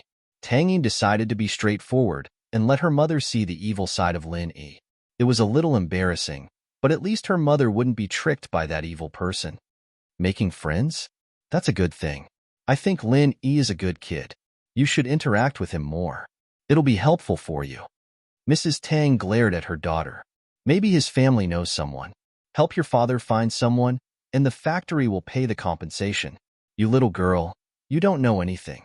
Don't you understand the ways of society? Didn't Wang Jiaming in the factory just cut off a piece of flesh from his finger on the lathe? What kind of injury was that? However, the son-in-law's uncle was a small leader in the street office, and the factory director, Sun Laifu, that bastard, compensated him with 10,000 yuan in medical expenses and even visited him. Look at how easy it is to get things done with connections. Mom, Tang Yin felt even more wronged. She didn't think that her words would cause her mother to complain so much. But her mother was telling the truth. How could Tang Yin not understand? However, how could her mother understand the lives of these rich young masters? Playing with women was as normal as changing clothes.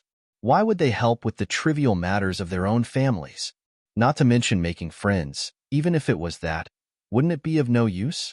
Mom, don't tell me you forgot about Xiaofan? That person said that he would help Xiaofan's family. What about now? Tang Yun didn't argue with her mother. How can that man be compared to Lin Yi? He's far from it. Mrs. Tang snorted. I said that the man had shifty eyes and was just a hooligan. He doesn't know how to show off just because his family has some money. I even told you to stay away from him. Your mother has lived for so many years. I can tell who's good and who's bad. Tang Yun was speechless. It seemed that her mother was tricked by Lin Yi's act. She was actually speaking up for him. You girl, you're stubborn. You're just like me back then. You can't see the ways of the world. When I was in the factory, I was also the flower of the factory. At that time, the workshop director introduced his son to me. I didn't like that kid. Instead, I fell in love with your father, a skilled worker. What happened in the end? Mrs. Tang didn't wait for Tang Yun to speak. She started lecturing again. The workshop director's son opened a travel agency. He earns a few million a year. Look at your father. No one cares for him when he's injured. I have to work myself to death every day to support the family. Why can't you understand? If I could choose again, I'd definitely choose the workshop director's son. I'd be a rich wife. How can I work myself to death every day? Her mother's words made Tang Yun silent. Indeed, her mother's words were very sophisticated. But Tang Yun didn't blame her anymore. What kind of woman would take care of the household by herself? During the day, she had to set up a stall outside to support her husband's medical expenses. At night, she had to take care of her paralyzed husband. She couldn't even sleep when her husband was asleep. She had to prepare the ingredients for the barbecue stall the next day. It was no wonder that her mother had such selfish thoughts. However, Tang Yun didn't agree with her mother's thoughts. A woman shouldn't rely on a man, right? Through her own hard work, she could make a name for herself. She could give her family a good life. All right, Mom, I'll stop talking. If you want his recipe, then take it. I don't care anymore. Tang Yun didn't want to make her mother angry. She lowered her head and started helping her mother. Then tomorrow, go to his class and get the recipe. Don't forget to thank him. Mrs. Tang sighed after seeing Tang Yun's reluctance. You girl, it's not like you'll die if you say a few good words to him. Tang Yun was busy arranging the meat skewers when she heard her mother's words. Her hand trembled, and a skewer fell to the ground. What are you doing, you stupid girl? Why are you so careless? Mrs. Tang's heart ached. That was 1 yuan. She quickly picked it up and put it aside. I'll wash it later. I'll barbecue it for your dad tonight. Usually, the family wouldn't bear to eat the barbecue skewers themselves. They would only give it to Mr. Tang if they couldn't sell it, or if they weren't fresh. Tang Yun and her mother wouldn't bear to eat it. Mom, I don't want to get it. Can't you just ask him to bring it himself? Tang Yun didn't want to go to Lin Yi. Asking her to go to Lin Yi herself? What was wrong with that? Mrs. Tang almost died from anger at her daughter's words. He gave us the recipe, and you want him to bring it himself? What are you thinking? Do you think he owes you? But Tang Yun lowered her head and pouted. She was unhappy. Girl, if you don't want to go, I'll go tomorrow, Mrs. Tang said helplessly.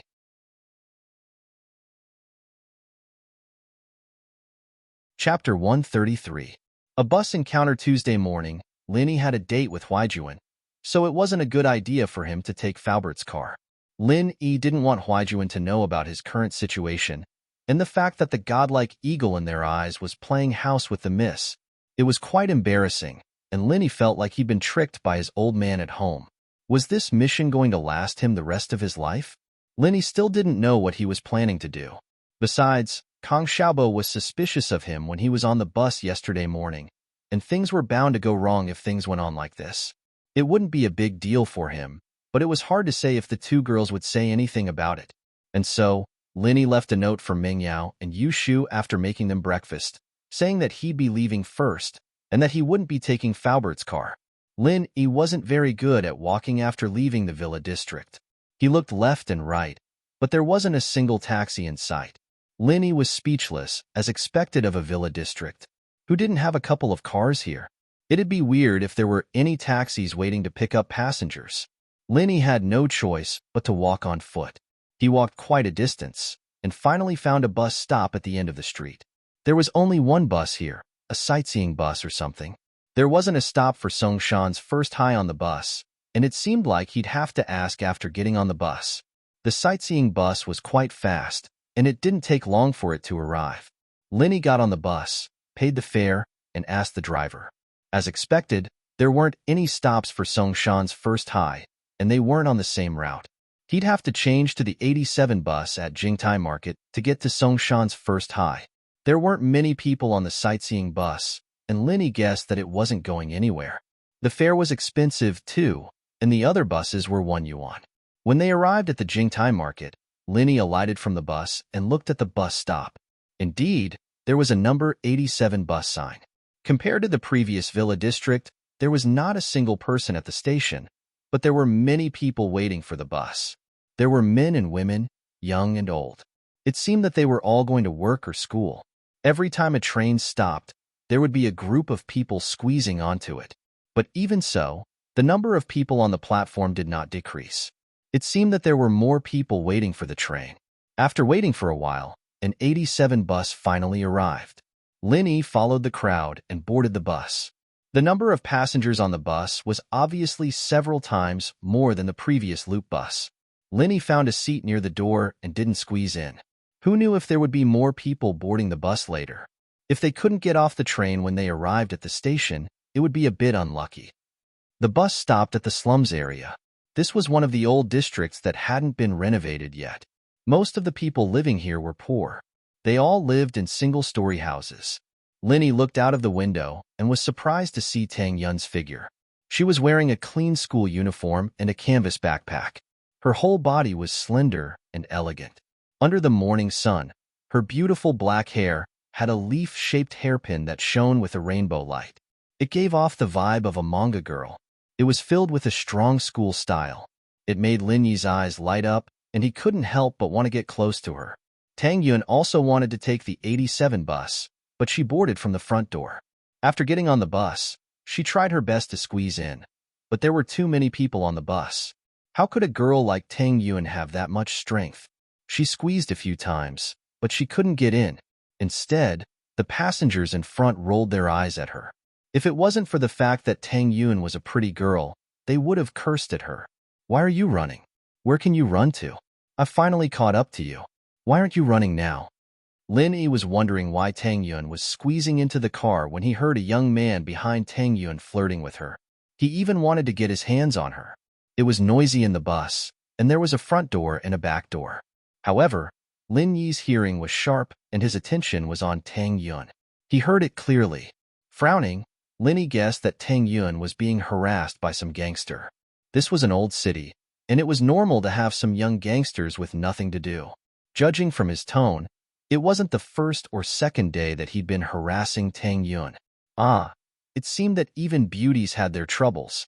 A commoner school beauty might be a joke, but it was completely different from Meng Yao and Yu Shu. Meng Yao only had to worry about Zhong Pingliang's harassment every day. She didn't have to worry about gangsters harassing her. Tang Yun, on the other hand, was different.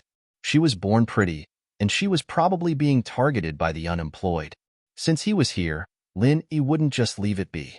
He quickly parted the crowd in front of him, displaying his agility and strength. The people he parted didn't even know what was going on before Lin Yi squeezed through them. At this point, all the passengers had boarded, and the door was about to close. Lin Yi grabbed the gangster behind Tang Yun with his left hand and threw him out of the car without saying a word. Then, he let go of his left hand and the door closed. Tang Yun watched in shock as Lin Yi squeezed his way through the bus and threw the gangster off the bus. She didn't know what Lin Yi was doing in this bus. Tang Yun thought that her eyes were playing tricks on her. Why was she seeing this evil person? Didn't people pick him up every day? It wasn't until Lin Yi tossed the gangster off the bus and turned around that Tang Yun was sure that the person in front of her was Lin Yi. Why are you being harassed by people like this? Lin Yi asked. Tang Yun pouted. She didn't know how to answer. Wasn't he asking the obvious? Tang Yun wanted to say, "Why are you harassing me?" But she didn't dare. Lin Yi was scarier than the gangster. What kind of person was he? He could stop the door from closing with one hand and throw people out with the other. No wonder Zhong Pingliang and Zhou Ruoming didn't want to mess with him. This guy was a violent maniac. The people on the bus looked at Lin Yi in horror. The ones who had been squeezed by Lin Yi before wanted to complain, but seeing how tough Lin Yi was, throwing people off the bus like that, they all kept their mouths shut. No one wanted to be the next one to be thrown into the air. The driver wanted to nag about how Lin Yi almost broke the bus door, but he didn't dare say anything. Who wanted to mess with someone like this? He started the car quietly and drove away, ignoring the gangster who fell on the bus stop.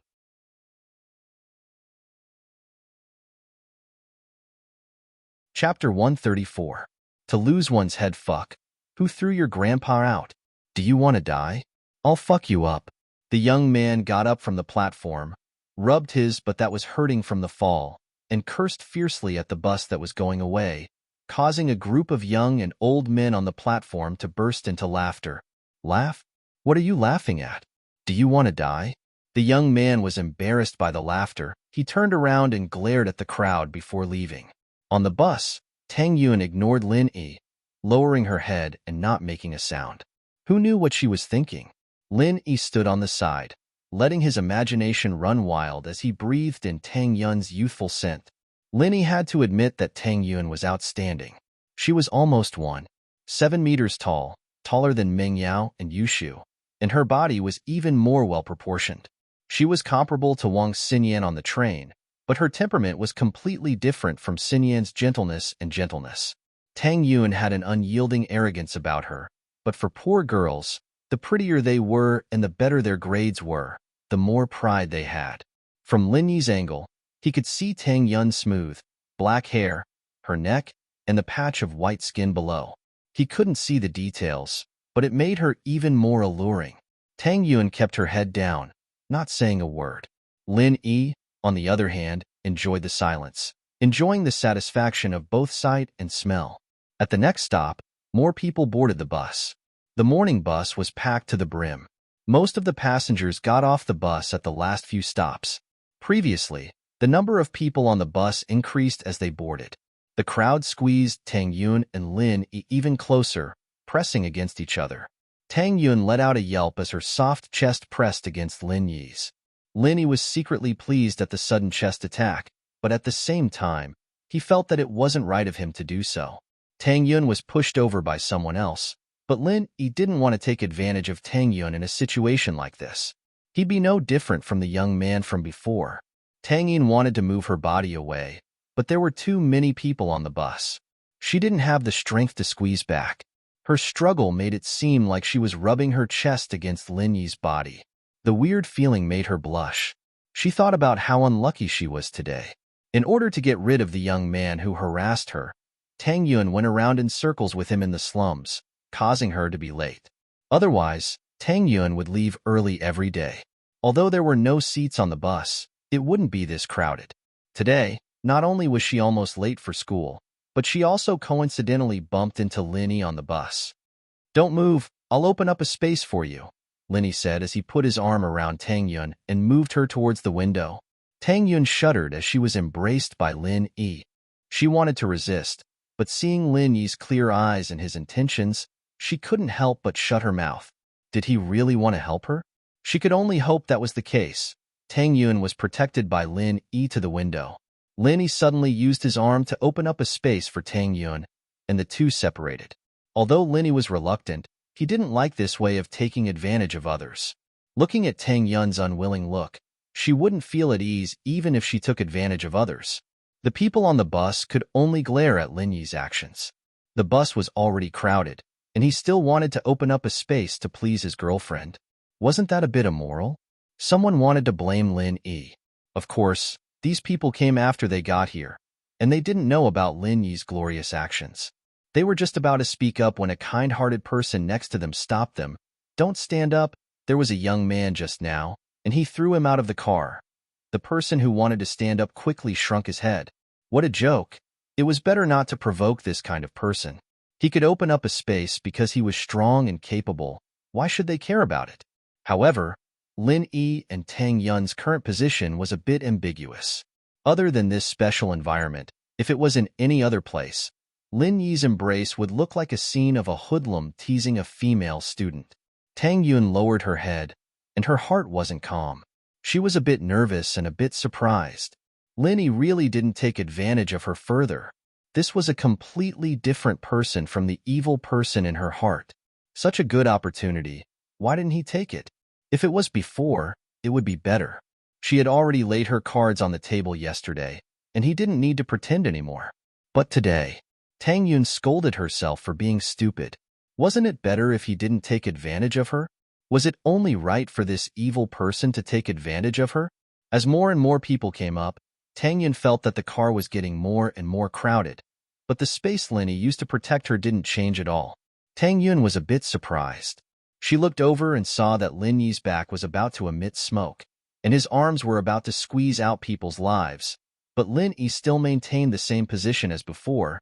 There was no change at all.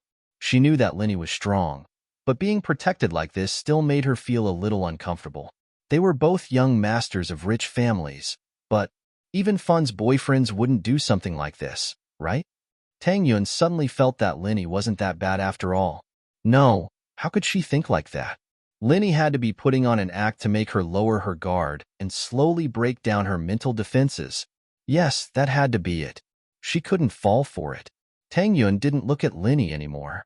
She lowered her head, but her mind was blank. We're arriving at Songshan's first high school. Please get ready. The next stop was Songshan's first high school. It's time to get off. I'll protect you as you squeeze out, Lin Yi said to Tang Yun. Oh. Tang Yun nodded slightly. Her long eyelashes moved slightly. It was obvious that her heart wasn't calm at all. Just like before, Lin Yi held onto Tang Yun's waist, carefully protecting her as they squeezed out. But without the support of the window, Tang Yun couldn't avoid being squeezed into Lin Yi's arms. Smelling Lin Yi's manly scent, Tang Yun was so shy that she was panicking. Her body was stiff, and she didn't dare to move. She was like a zombie, hopping and hopping as she followed Lin Yi towards the door. Phew! Lin Yi let go of Tang Yun after they finally got off the car. He let out a breath of relief. This was much more tiring than squeezing in the car by himself. You're tuning in to the Romance Rendezvous YouTube channel. We're so grateful for your support, and don't forget to subscribe to join us on this incredible journey through captivating stories. Your generosity through donations truly makes a world of difference, as it's the primary source of revenue that allows me to expand and enhance this channel for you. Thank you from the bottom of my heart for being a part of this adventure.